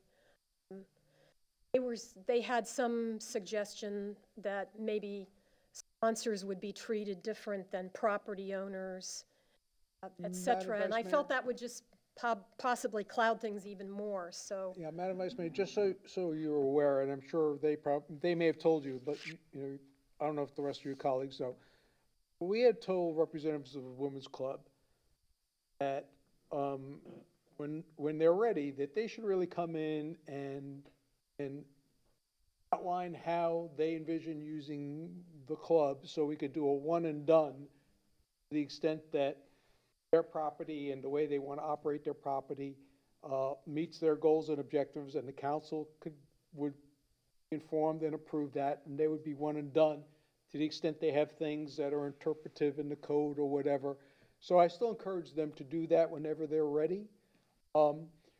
We try to work with all the groups, given they give us enough notice and time to do that. And when we can't reconcile the issue, we then put it on the agenda for the council to help us deal with. So that's how Kind of along those lines, I also suggested to them that down the road, after they become a more established organization that does the same events year in and year out, that they could probably come in under the recurring special events and say, look, we always do these 4 events every year. We'd like to apply for all 4 of these permits at the same time so that they don't have to do so many special events, that they might eventually fall under the recurring special events the same way the Merchants Association gets a permit for all of their events once a year.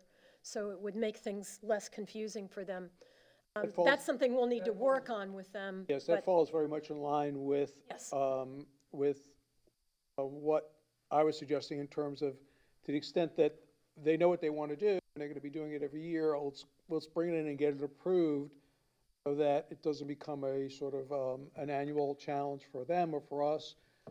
I think, like, you know, the example was with the Christmas tree sale they had, that was outside, whatever. We approved that because we felt there wouldn't be a large group there, it was outside or whatever. Unfortunately, we're working with them with an inside event that we were more concerned about recently. Could you elaborate a little more? Sorry. When you say the one and done, because the way I read it is if they have a wedding, since we're speaking about the Women's Club, if they have a wedding there that they're going to sell alcohol, then they would be required to have a special events permit, correct? My understanding is yes, unless they come in and they come to the council and say, like, we're gonna have 12 weddings a year that we're gonna sell alcohol at. And that could be And you know, and here's the other parameters we're gonna use to vet those weddings. And we get a blanket approval for that, and the council may be inclined to say yes. In addition, a lot of weddings, you don't sell alcohol, you're giving it away. The family is paying for it, et cetera, is Well, no, but a big tradition. more along the lines of at the Women's Club, if they want to hire the Women's Club to provide the alcohol and sell the alcohol, then does that count as one of their special events permits? That's kind of what I was getting at. I think I indicated, Roger and I are talking to them and giving them Okay. ideas, and I'm hoping we're making progress, so. Just need more clarification from.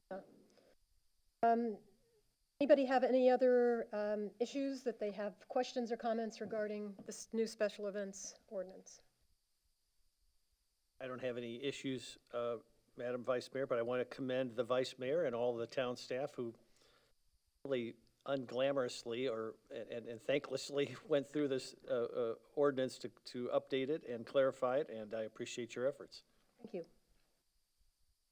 Comments? We have a motion. You guys are too used to me making the motions, That's right. I guess. Since I'm chairing, I hate to be the motion maker. I will, with corrections from our town attorney, I'm sure, but I'll move that ordinance 20-17 be adopted by the council as amended. John says, okay, that's. Doesn't need to be read Well, out. that's too simple. Since it's legislative and not quasi-judicial. Is there any objection to the motion? We need to do a roll call? Roll call. Amy, do you want to do it? Or she's mic-less, so I'll do the roll call. Councilman Beach, Aye. Councilman Adderhold, Aye. Councilman Allard, Aye. and I vote aye. Say for the record that Vice Mayor Murphy is excused. Excuse me, Mayor Murphy is excused. Thank you for your help on that, Vice Mayor. Okay, and that appears to be all we need to do for this ordinance. Moving on to, 2019.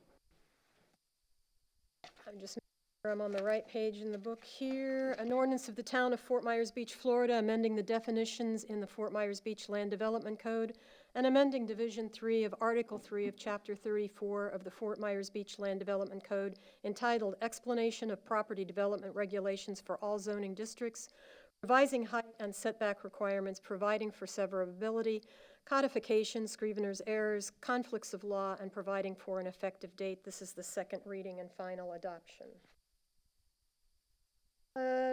Do we have publication on this? We do. It is properly before you in second reading.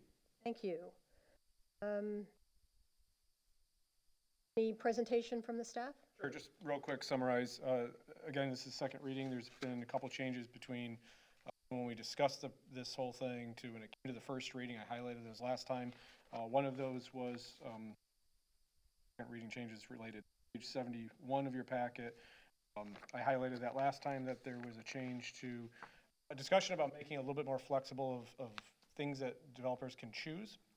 That's why the language in that section was changed to one or more of the following, and there's a list of options related to the extra height back. What we've done since the first reading is because as soon as the first reading got done, I remembered the discussion about impervious surface. So for the second reading, number 7, it's double underline, has been added.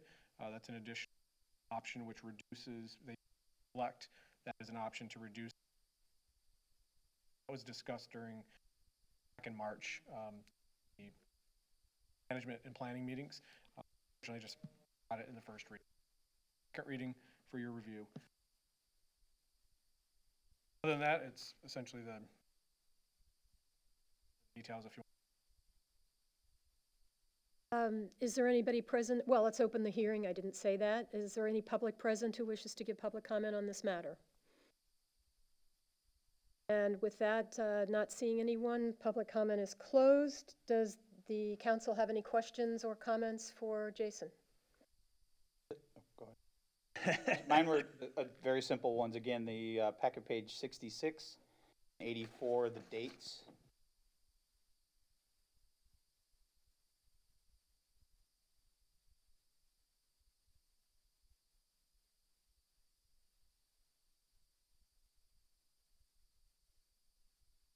Wrong number.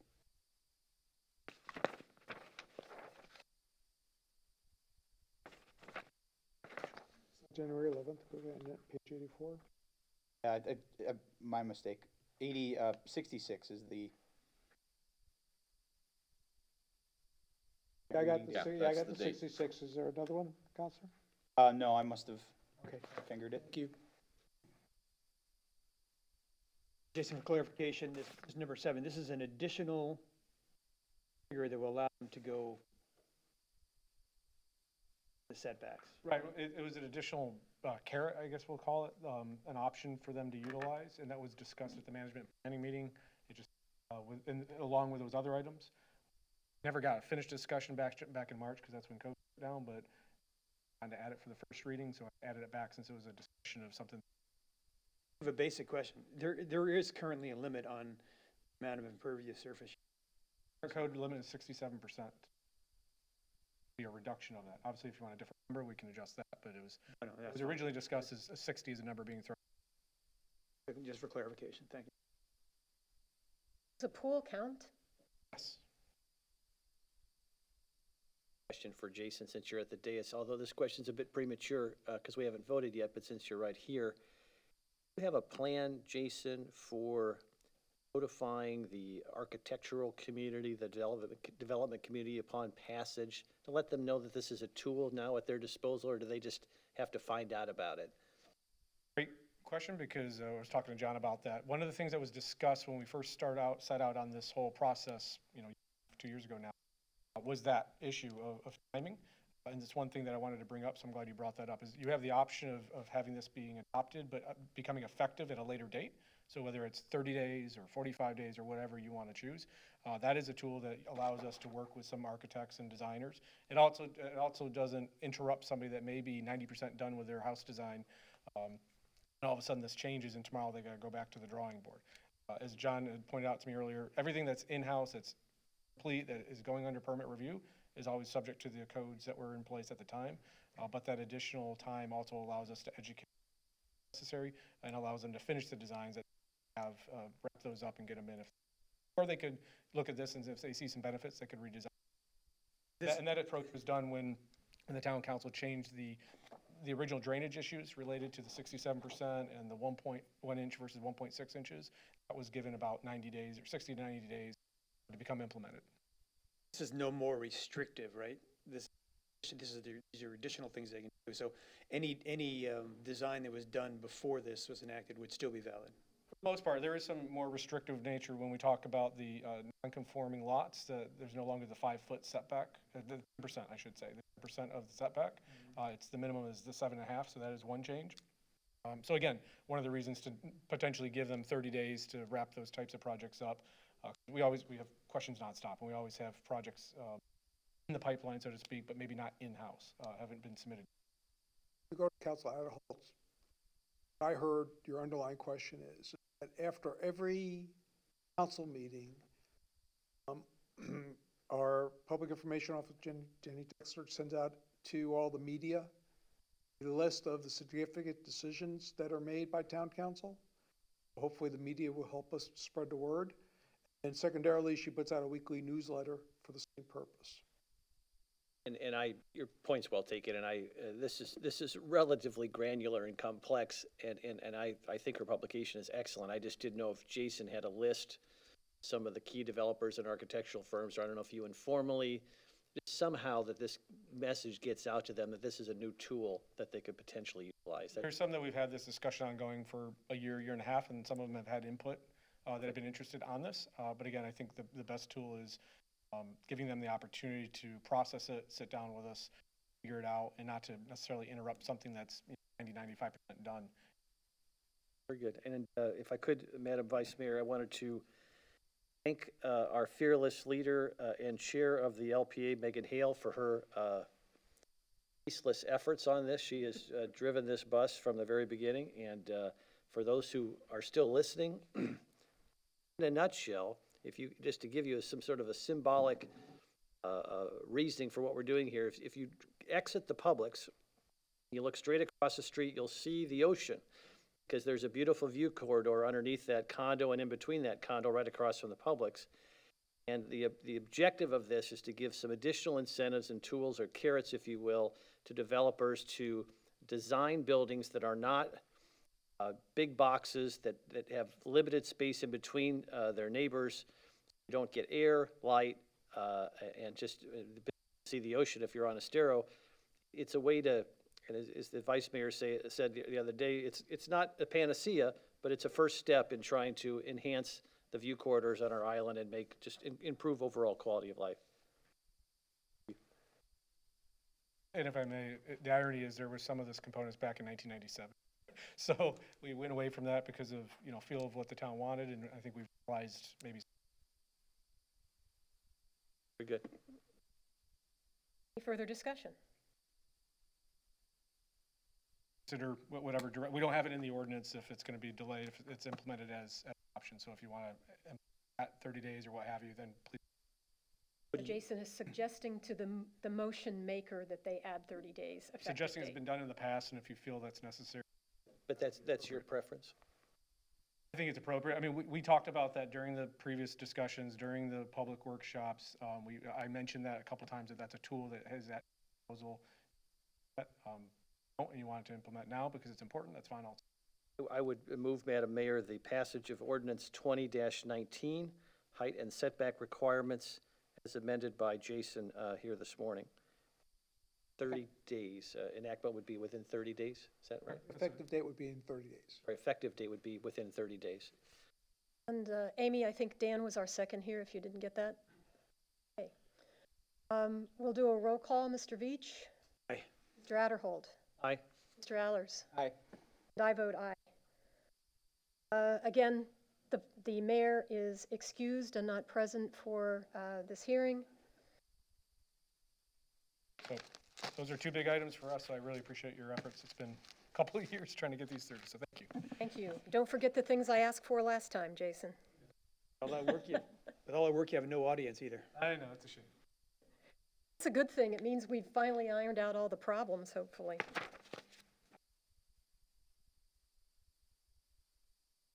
John, did you see anything else on the agenda that I should move up for any reason for your input?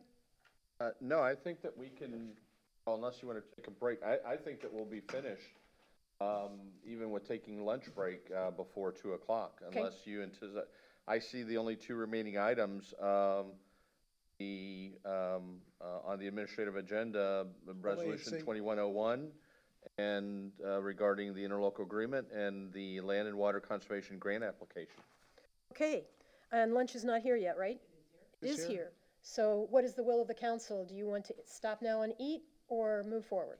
I prefer to plow through and. Mr. Allers says keep going. Fine with that? Okay. Whatever the will of the, All right, then we are on to administrative agenda item A, resolution 21-01 for an interlocal agreement with the School Board of Lee County for the use of the Bay Oaks Recreational Campus. I don't think I need to read the rest of that, do I, Mr. Herron? That's fine.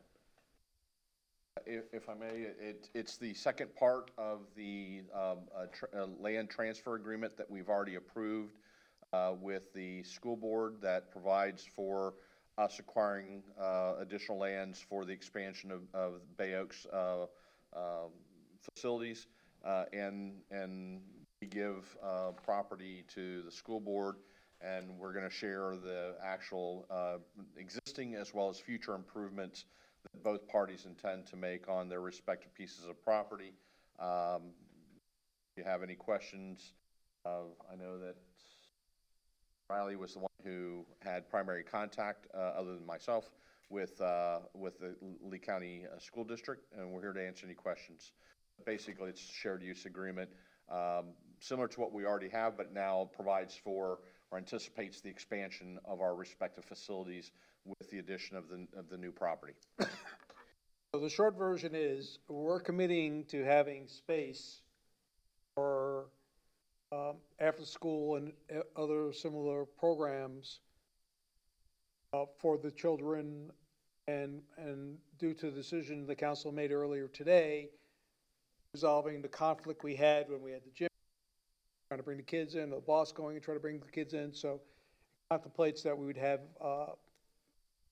space available for the children at all times for our after-school and school break programs. So, well, that's what we're basically committing to in this document. So it seems like Wednesday's a big day. The shared use schedule just shows pretty much every Wednesday from 8 till 2 that they want access to soccer field, the gym, the ball field, and tennis courts. Yes. Is that like a recreation day at the elementary school, or? We didn't get into, the thought process behind what why they were asking for certain things. We were just looking at it, can we accommodate it? And should the rare occasion come up, if we can't accommodate it, do we have adequate way for the town to deal with it? And I believe we do. So you are just essentially not going to schedule any kind of class that conflicts with the space during those times? Well, if, in light of the fact that the council made its determination, unless through 31% to 100% design, you take away the space that we have penciled in inside the building exclusively for the children, there shouldn't be a conflict anymore. Granted, we still have to complete the design and build the building, but. Any other questions or comments? I will make a motion to approve Resolution 2101 for interlocal agreement with the School Board of Lee County. I'll second it. Having a motion and a second, we don't have to roll call this. Are there any objections to the motion? Hearing none, the motion passes unanimously, the mayor being excused in his absence for this vote. The next item I believe we have already covered. That's the determination of the Bay Oaks campus redevelopment. Next item, authorize the town manager to apply for the Land and Water Conservation Fund Program Grant for the Bay Oaks Park redevelopment. Who's going to talk to us about that? Well, as I mentioned previously, and I'll restate for the record, we have continuously scour a variety of websites to look for grant opportunities. This is one that we identified and staff has been working on. The pivotal thing with this grant and any other grant is that we will have shovel-ready plans, because they do not want to award grant money to you if your project is not going to happen within the grant year. So in light of the decision made by town council earlier with regard to 12B, I believe we have the foundations of a viable project and should be able to meet the grant criteria. Now, you've also heard that that state and federal money is being restricted somewhat due to COVID-19, but nevertheless, we will pursue that this year, and if for some reason we're not successful, we'll pursue it next year. What do you have to do? You have to have plans shovel ready for this within the calendar year. What's the schedule? Well, there's two things that you can apply without having shovel-ready projects. You tend to get ranked lower when you don't. So they're looking for two things. A, do you have a shovel-ready project? And if you don't, do you have a smooth path to proceed to construction? I think at this point we now have a smooth path to proceed to construction, and we can make the argument that even if the plans are 92% at the day that when they do the grant application evaluation, we'll still be close enough to shovel ready to the commitment of town council.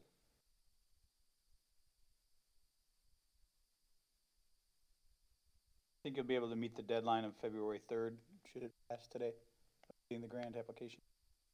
We will meet the application deadline. I'll move to authorize the town manager to apply for the Land and Water Conservation Fund Program for Bay Oaks Park redevelopment. Second it. Are there any objections to the motion? Not sure Jim is with us. I don't have any objections. Okay, I'm multitasking, but I don't have any objections. I just yes. wanted to make sure Yes. you knew that a motion had been made. Hearing no objections to the motion passes 4-0. And again, the mayor is excused from voting on this matter. My review of the agenda shows that we are now up to final public comment. I see There's no longer anybody present in the room except staff and council. So we will close public comments since there is no one here to give any. Town manager items. Madam Mayor, I mentioned earlier that FP&L is scheduled to come update town council on February 16th. We've also slated representatives from the Florida Department of Transportation to come on March 1st to discuss the status of the Foot of the Bridge project, as well as their project that proceeds from that point down San Carlos Boulevard. So they're scheduled for March 1st, and they will probably be scheduling a public meeting on that project shortly thereafter. Any other items? I'll just take my notes real quick. We'll let you speak again if you think of something else, Roger. Thank you. I just wanted to lastly mention that we have a joint meeting with the chairs of the town council committees coming up. Please be aware of that. In some cases, you will have a committee member present. In some cases, if they can't have a member present, you may wind up with a written report, but have the opportunity to interface and on to any direction requests received from the. Or there are committees who have no representative that have notified you that are going to come? Or you just haven't heard back? Yeah, I mean, by way of example, we had one committee, they pretty much went down the line and no one either make it, and of the people who were left, no one else volunteered to make it. But we encourage them, if they can't make it, to submit something, so you have that before you. Have any open issues or concerns or needs of policy direction.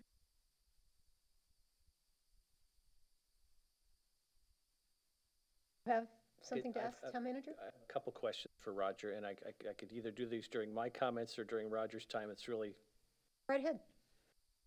save time. Roger, could just give a brief public update. I had a number of people inquire as to what the status is of the manatee no wake zone signs on the south end of the Back Bay. Brief update. Sir, the town has submitted its uniform waterway marker permit application for 6 signs in the Bay Beach Coon Key area to the Florida FWC. FWC has a 90-day review period for their permits. We expect that they typically work with us and do a little bit better than that, and we're hoping to hear from them in the next 45 days or so. Thank you. Roger, my understanding, we've heard formally from the merchants in Times Square that they've requested, in essence, a delay in the implementation of the Times Square renovation project for roughly a year. Is that your understanding? We have we received 4 written comments from the Times Square merchants. We have shared those with town council electronically. Within those comments, that request was echoed. And as I mentioned, I believe to council before, but if not, I'll say it again, that having additional year will allow us additional time to look for grants for that project. And I'm very hopeful we can be successful there. So that delay works in favor of the grant process. Part of my conversation with EPI, Lee County, FDOT, because there's going to be a lot of work going on in the downtown core, if you will. We have are working with FDOT's design team to lay out a schedule of all the work to minimize any interference or where we might be stepping on each other's toes.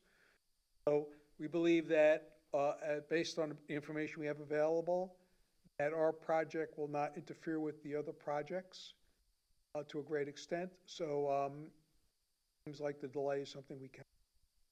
Very good, thank you. And then lastly, a constituent question regarding construction work on Palermo. Is there any kind of an ordinance or restriction on when folks can start construction work? I complain about people starting much earlier in the morning than 8 o'clock. Do you have a sense of what the timelines are, and is there any sort of restriction on when people can start construction work? I know there's a lot of desire to get this done as soon as possible too, so I just promised I would ask. Typically, we've been starting construction no earlier than 7. And if we have an exception due to some coordination or other issue, the example was we were elected to do the paving overnight. We notify everybody to let them know that we'll be working at it at typical times due to some construction coordination or detour issue. Town's policy is to start no earlier than 7 a.m.? That's a policy, not an ordinance? That's correct. That's what we've been doing on all the construction here in town. There is something in our noise ordinance Well, also. we have an ordinance, but in terms of trying to facilitate the construction project in town, we have been operating with the 7 a.m. unless otherwise notified. You did mention to me that you were talking about doing an overnight paving because you can get it done in one night as opposed to Correct. 4. Talked to some constituents in Palermo who thought that was a great idea, by the way, the overnight plan as opposed to, in order to save the town 4 days of construction work. So I just promised I would ask that. That's all I have. Thank you very much. The thing I guess I would bring up with you, Roger, is the Southwest Florida Regency Resilience presentation that we had. I guess it would be good to give you some clear guidance from the 4 of us as to whether we want that on a future agenda. You would like that guidance, or had you already planned on doing so? Well, I had planned on bringing it back. I would like to hopefully encourage Lee County's timing to be similar to ours, because clearly we will need their support for that effort to be successful. But I can bring it back as soon as you'd like, or wait till we see it queued up on the Lee County side as well. That's one of the 2 options. I have no strong feelings one way or the other. Does anybody else? Again, I don't, they're awfully busy at Lee County right now with any other thing. I don't know if we necessarily need to wait to discuss it. It appeared as though the mayor was very much in favor of having the discussion. And if I heard him correctly, it wasn't necessarily a binding at this point. It was just a communication. So I'd be okay with moving forward for Lee County. I'm open to that. Okay. Him too. You have your direction, Roger. On the upcoming agenda. Okay. Since we're interrogating Roger, the traffic light project at the corner of Old San Carlos and Times Square. Yes. Approved. Constituent was telling me that includes a street light, Yes. and that street light is a fairly white light. Well, I could share the plan detail with you, Counselor. My recollection of that is that it indicates that it has to be in environmental requirements, but I'll forward you the plan detail, and feel free to over that with me, and if necessary, we'll bring the consultant in to go over that with you. One thing is, especially if we're looking at getting in, doing a street light project through the entire town, to whatever we do there, it would be good to have it match. We don't get quickly back into our mosaic of different colored lights up and down. Yeah, well, clearly, at the time of award, if I'm comfortable where we're at, we can clearly just tell the contractor not to put that light in at this time. It's not something that's contingent, the state approval isn't contingent upon following that plan exactly? Our plans that we've developed for that signal have gone to Lee County and FDOT every step of their development for their input and comments. We received a question about that situation that Council Veach is mentioning. days ago or something to that nature, and we did double check, and there is a note on the plan with regard to that. But, and I'll be glad to forward that to you. Hey, Mr. Heron, do you have any other items besides the COVID that we already covered? Just one additional item, Vice Mayor, which I have already made you aware of, a new piece of litigation that has been filed against the town by Mr. LaCroix, federal court. That matter has been up by our League of Cities coverage. Stearns, an attorney with the same firm as Mr. Gill, will be handling that matter. He and I have already spoken. And frankly, all we're kind of waiting for, and unfortunately the mayor's left, is to find out if the mayor's been served for our town employees, who was incorrectly named individually and in his capacity as a town employee was served. So that's why we're aware of the lawsuit. Nothing further. Do you have any questions regarding that? Questions? An unrelated question, John. What is the status of the nuisance abatement board? Do we have enough applicants to begin the process? And then I have a second question. Have we codified or given you direction as to your role? In other words, my suggestion would be your role be the counsel for the nuisance abatement board, just for organizational purposes, to get it, help it set up. Because there is a chance that we may never use the nuisance abatement board, so therefore it wouldn't cost anything additional if you served as their attorney. It's just for organizational purposes, I don't think. And that seems a practical way to begin this process, assuming we have enough applicants. It's my understanding we do, but I don't know that to be sure. I don't Amy know. would know that question.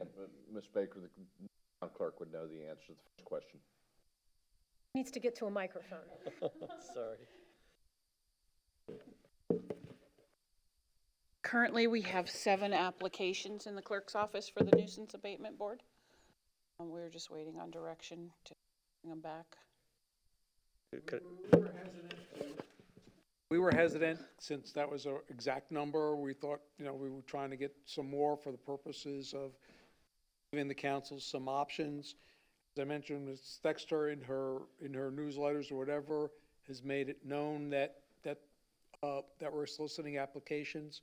If you're ready to move on to 7, we'll bring them forward. I would certainly defer to my colleagues, but I would suggest that I think some of the reason why folks haven't applied is that a number of the council members have made it clear that they've already in mind someone to recommend for that particular spot, and I think that's probably discouraged folks from turning out. But now that we do have 7, I would urge us to move forward and just really to codify and organize and get it organized. And again, as I said on numerous occasions, it's my hope we never have to use it, but I still think it's an effective deterrent and still helpful as we move forward on the public safety front. My only concern with moving forward when we just have 7 is if there is someone who has an obvious conflict of interest we don't want to appoint, we risk insulting them and not being able to form the board because we need 7. So we would possibly be forcing ourselves into a situation where we're putting someone inappropriate on the board. I'd like to get at least a couple of extras so that if there is someone we need to eliminate, that do that. You use the term conflict of interest. I'm not meaning the true conflict of interest. I'm meaning someone who obviously has an agenda. Get somebody, for example, that they've said that in public, et cetera, that I don't know that that's indeed the case, but having I said... don't know that it is either, but I just like to have the option is what I'm saying. But I guess we passed this some time ago, and we now have enough applicants to constitute the board. Ask the council. I appreciate your concern. But if we're going to just wait until, I think again, a lot of people aren't applying because they've been told by members of the council that, hey, they've already got somebody in mind. Appreciate your interest. So I don't know that we're going to have an onslaught of applicants at this point. So it would just be my preference to move forward and get this thing organized. And again, hopefully we'll never have to use it. Madam Vice Mayor? Yes. As a suggestion, we can distribute the list of the names we have thus far, and you guys can then aware of that, who those people are, and then at the M&P, and then decide whether you would like us to move forward with a formal consideration of those people, or not, if that would help. I'm just kind of curious, John, do we get any kind of hot water if we wait until there's something before the board, before we, someone makes a claim before the board, before we form the board? No, it's a placeholder. It gives you the ability to create, constitute the board, appoint the board members. I think that run the risk of maybe having one of the seven or two of the seven or maybe more of the current seven who have shown an interest a year from now when you actually want to, there's a need for it, you want to go ahead and move forward, say at that point, I'm no longer interested. That's trying to look through into a crystal ball. But to your question, you can wait if you until there's an actual need, if that's your desire. Conflict I was kind of seeing, if there's a claim against Joe's Pizza that, people from Joe's Pizza try to stack the board. I mean, the flip side is you could theoretically appoint someone who works at Joe's Pizza to be on the board, and they would have to recluse themselves too. So, I mean, we're gonna face those situations if we have issues. We're gonna have to reconcile them, depending on if there's a case to be brought.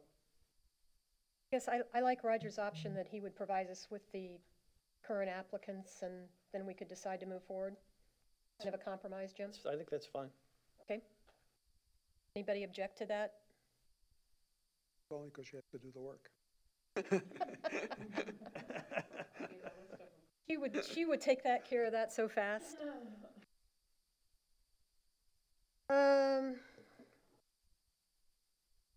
Anything else from you, John? The second question as to that Councilmember Adderholt indicated, certainly are available to assist the board with its organizational meeting. And beyond that, I think the specific direction of this council was that we would assist staff in presenting the cases to the new abatement board, and we would use a third party to advise the nuisance abatement board. And if that's in fact continues to be this council's desire, as we move forward with the processes, authorize staff and myself to seek out that outside counsel to assist the nuisance abatement board.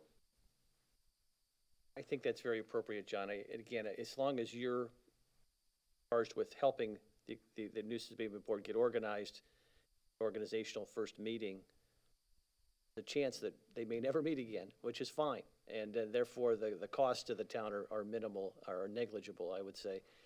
And therefore, but your current contract would cover helping them get organized, correct, for the first meeting? Correct. Okay.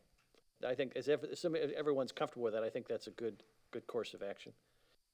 One thing that occurred to me, I'm not sure if Amy knows who our individual choices are that are among the applicants. If you could let her know. I'd like to know who the two extras are. Just curiosity. Everybody follow my drift? If you could let her know that, so that we know that everybody's made their pick. And I've reached out to somebody very specifically, and they expressed interest in finding a proxy to do it, but I haven't got verification that they've actually submitted an application. oh, so then we might have 8. They have not yet.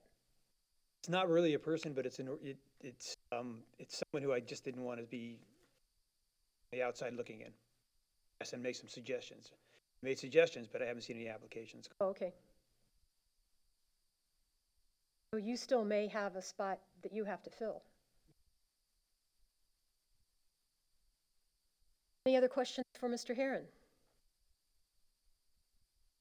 Okay, I've been starting with Bill all the time. We're to council member items. I'm going to turn to Dan. Okay, I just have a couple. First, I want to send my condolences to the Coviello family, their loss, as well as the council Coral. Had the opportunity to meet him a couple of times, and a very nice man.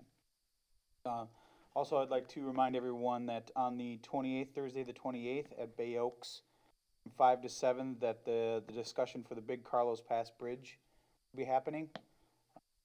Set your calendars and try to make it out. Good. We're so concise, Mr. Adderholt. You utilized the town manager and the town attorney's time for all my queries, so I don't have anything to add. Thank you. Beach. I was learning from Jim. Okay, well, I have a few things. We received in our mailboxes a letter from the city of Sanibel listing out their state legislative priorities, which I found to be excellent. And I wondered whether the council wanted to do some kind of joint memo or letter of support for Sanibel's state legislative priorities, which basically have to do with water, which I know is Jim's big interest as well as Ray's. Not that it's not all of our interests, but does anybody have any thoughts on that? I saw their piece. I thought it was an excellent piece. I think, I don't know that that would hurt anything. I think quite honestly, I've been reticent to put suggested language in place for these mail pieces that we've talked about to our citizenry, to these advocacy pieces, urging them to be advocates, because we're sort of still watching the session unfold and we're trying to see where the pressure points are. Obviously, the budget is going to be a significant issue, and maintaining clean water, quality water funding will be probably the number one issue. But how to posit it, how to phrase it, and how to target it at this point is still sort of a little bit up in the air. So I like the fact that we've got a little bit of flexibility, and I know you could always change things, but I don't know what kind of a staff Sanibel has, but that was a pretty extensive piece, and I don't know that we have the resources to do all that, but I'm not opposed to it. I mean, I just think that being nimble here and being able to react and target specifically when there's a little bit more clarity about the session in terms of how we direct our citizenry to engage, both here and back home, be helpful. It's a little bit of a sticky wicket, and things are still unfolding, and like I said the other day, we had the president of the state senate came out opposed to the reservoir that we thought we had unanimous support for. So I mean, it's going to be, I think, I'm not opposed to that, but I don't know that I don't know that we have the resources to do as an extensive overview piece, and I don't know that we have the agenda, but I'm certainly open to it. I don't know how we actually. I guess responding to what you're saying, Jim, is I know we don't have the staff they do, and we can, I've always respected their work, and because they have the staff, jumping on and showing our support for their work, I think is a stronger show to the state legislature. I know when the mayors used to meet and take things, when Kevin Ruane was in charge of that mayor's group, it made such a bigger impression on the state legislators that all of the cities unified. So if we would unify with Sanibel in their priorities, I just thought it would make more of an impression upon the state legislature. I misunderstood what May you're I trying to just do. comment on that? We support all Lee County, municipal projects and Lee County projects, but it is friendly competition. So, so we have to remember we're in some cases applying for the same No, projects. I don't think you're with what I'm talking about. They came up with a list of legislative priorities that they wanted to, in essence, lobby the legislature. In terms of those, I have no issue. Right. And I just wanted to add our voice to theirs, maybe a letter to them saying, you may feel free to add the voice of the town of Fort Myers Beach to your letter to the state legislature that we support your priorities, or send our own separate letter, something to that effect. The best way to affect that, Madam Vice Mayor, would be for if the council or in a vote was supportive of that, we would then transmit that to our lobbyists, tell him that when he briefs members of the legislature on our issues, he would say, and also, we are in favor of these things as well. And I'd want to let our fellow counselors in Sanibel, of course, know that we support that work that they've done. I mean, it was quite detailed and I thought just so well done. it was very impressive and very thorough. I agree. I misunderstood what you said originally, yeah. I apologize if I wasn't clear. And I agree too. We can either show support for what they did, or we can use that as a starting point to come up with our own. Ready? My sense is that when push comes to shove and we're gonna need to advocate a message to be communicated, that it'll be related to the maintaining clean water as a priority in the budget, because that's where the fight seems to be shaping up. We want to be very surgical and somewhat simple in how we instruct people to push that message. But my thought would be when we get to that point, we'll liaison with some of the environmental groups as well as the local chamber and our fellow municipalities, so that make sure that we're in concert with what they're doing. I just think it's difficult to say specifically yet what that language would be, because, and it's still, especially with the COVID dynamic, everything's still unfolding. And we're obviously, the legislature has to write a state budget, not knowing what the federal infusion of help will be on the COVID front, and that will affect things dramatically. In other words, they're going to come out with a budget before the federal help comes that will change dramatically once the federal help comes. So there's just a lot of variables up there but your point's well taken. It was an excellent piece that Sanibel did. And If you'd like, we could put this on a future agenda and you could reread it with the new frame of mind that we may be looking to endorse it. I know we're not doing agenda management today, Roger, but it seemed to make Mr. We can Adderholt put that more on there, and I think comfortable. I have no problem with saying, let's put this on a future agenda. Okay. that's fine. Okay. We recently got monthly staff reports. I just have to say this because we don't say things like this often enough. I want to give a gold star to the finance department for the best monthly staff report I've ever read.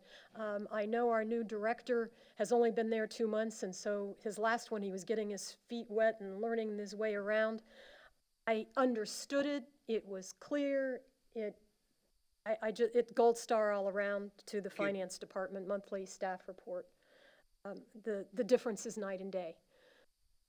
Mr. Pierce made a very strong commitment to providing reports monthly like all the other departments did. And also in the monthly staff reports, there was a reiteration of the fact that we are having a hazardous waste day from 8 a.m. to noon on February 5th. I always like to tell everybody, remind everybody, please tell your friends and neighbors. It's so important that we not be dropping chemicals and computers and old batteries into your trash. The town is now providing 4 times a year. You can just drive through. The last time I went through, I jumped out of my car. They already had the stuff out of my trunk before I got my seatbelt unfastened. So you don't have to have any contact. So please spread the word about hazardous waste on February 5th at Bay Oaks in the morning. My third item is I was contacted by a citizen who is worried that the historic cottage has been kind of dropped from all of our Bay Oaks discussions. And there's a snafu because they had been, the Historic Society had been negotiating, I believe, with Lee County or the school board to use their property. Well, now we've got it, so we're the person they would be negotiating with. Commitments were made to them, although not yet finalized and signed, but commitments had been made to them. So I'd just like to remind everybody that we don't want to forget about trying to place the historic cottage, which has already been saved and is in storage. And supposedly we have a commitment for the finances to put it in place. So it's just a matter of us giving them permission to put it there. So I'd just like to remind everybody about that. They are quite concerned that that's not going to happen because no one's been mentioning it during our Bay Oaks discussions. Rick, just for clarification on that, so where they were planning on putting this cottage, with all these moving pieces, that on land that was part of the county that's now going to be part of the town, or is that still county land, or is it school board land, or what land were they going to put the cottage on? Just to make sure I don't err, I'm going to turn to Roger and say, can you answer that question? I can tell you what I believe, not necessarily what is factual, but what I believe. What I believe was that land, that additional land was needed from Lee County from the school board prior to the whole Bay Oaks property realignment. And that may have accounted for some of the delay. That land still, I believe, that's immediately adjacent to the county site is under the new realignment plan, still belongs to the school board. Or would have to jump from the current cottages over the school board's property to then now get to what's gonna be the new town property. That's something that people wanted to entertain. Okay, that's slightly different than what I was told. This person said they were negotiating with Jesse Lavender from the county, That's correct. and that Jesse has said he's no longer negotiating with them because he doesn't have jurisdiction over that area anymore, the town of Fort Myers Beach does. So they're kind of caught in a quagmire here. Well, I think the simplest thing, Madam Vice Mayor, to perhaps get this resolved, and I know I'll be glad to contact them if you or others don't want to, is to say, give us, just take a picture from Google Earth and draw a little square and say, this is where we would like to put it, and then we'll figure out whose property it's gonna be on. Okay, and we would advocate back to Mr. Lavender if we need to, that he needs Or to the talk school to them. board, or whomever is appropriate. Or report to you, and you can tell us what you would like us to do. And one thing I noticed in this grant application, Roger, that there was a checkbox there if you're doing some kind of historic preservation. I don't know if putting this on Bay Oaks property would allow you to check that box and get more points for the application. Well, again, if that ultimately winds up being a location on town property, then when council makes that decision, we'll reflect that either as an amendment to our application as new information or whatever. I'm not going to check it off till that gets resolved.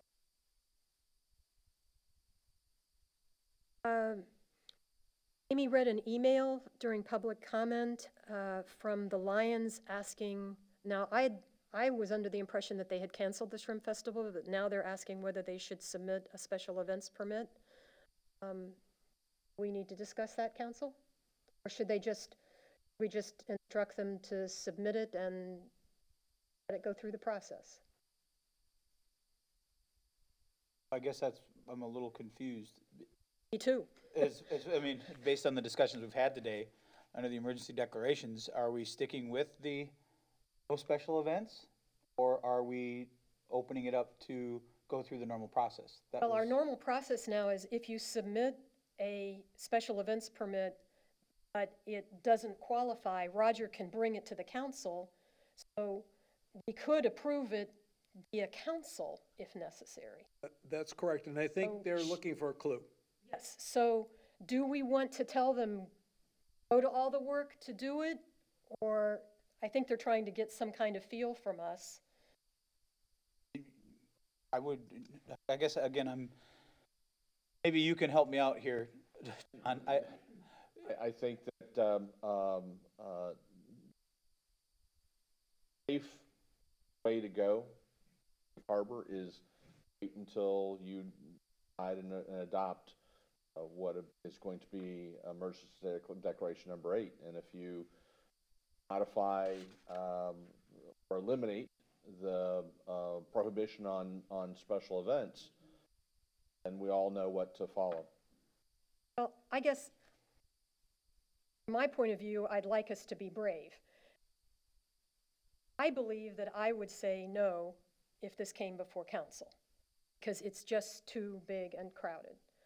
I'm guessing that Mayor Murphy, based on his past votes, would say that, and I'm guessing Mr. Veach would.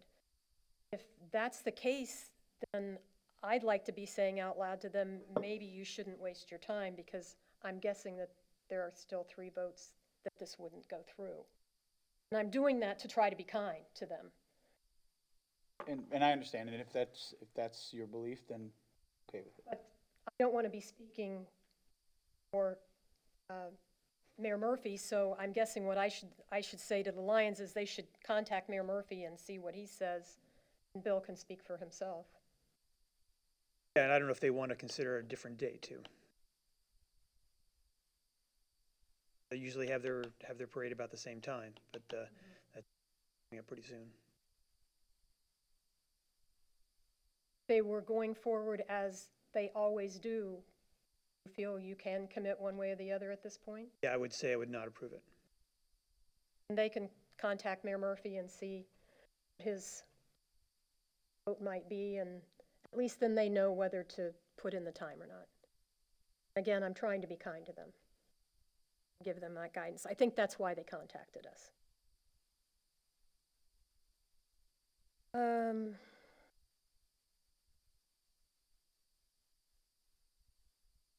My last item I already asked Roger about during his items.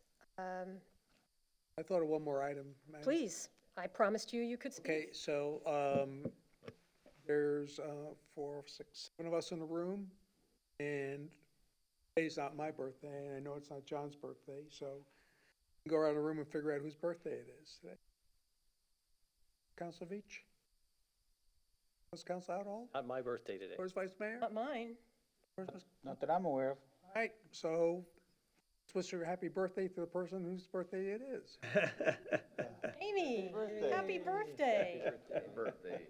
That's completely unfair that you have to spend your birthday with town council. That's a punishment, not a gift. And do we have cake to go with lunch? I don't know, I have a cookie though. Any other items?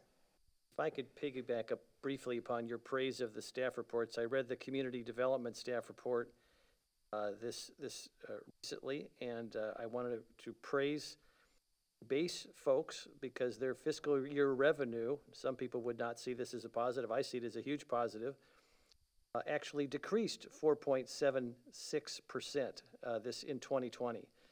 I commend our base friends for using education rather than enforcement mechanisms to set that and continue that trend, and I also commend Roger for a good accounting of this, because it's nice to see how that progresses month to month and how it and where the challenges are and so forth. But I thought that was a really positive trend worth mentioning. Counselor, and you should pat each other on the back as well, because as you let us utilize the different tools for people to pay for parking, apps and software and other things, that allows people to be in compliance easier. They're somewhere, they can't get back to their meter or whatever, they can do it electronically, and that all helps eliminate the need for us to have violations and issue tickets. I hear a motion to adjourn. Moved. Second. Guess I'll be the second. I was saying it as a question. I thought you were seconding it. Adjourned at 12:52.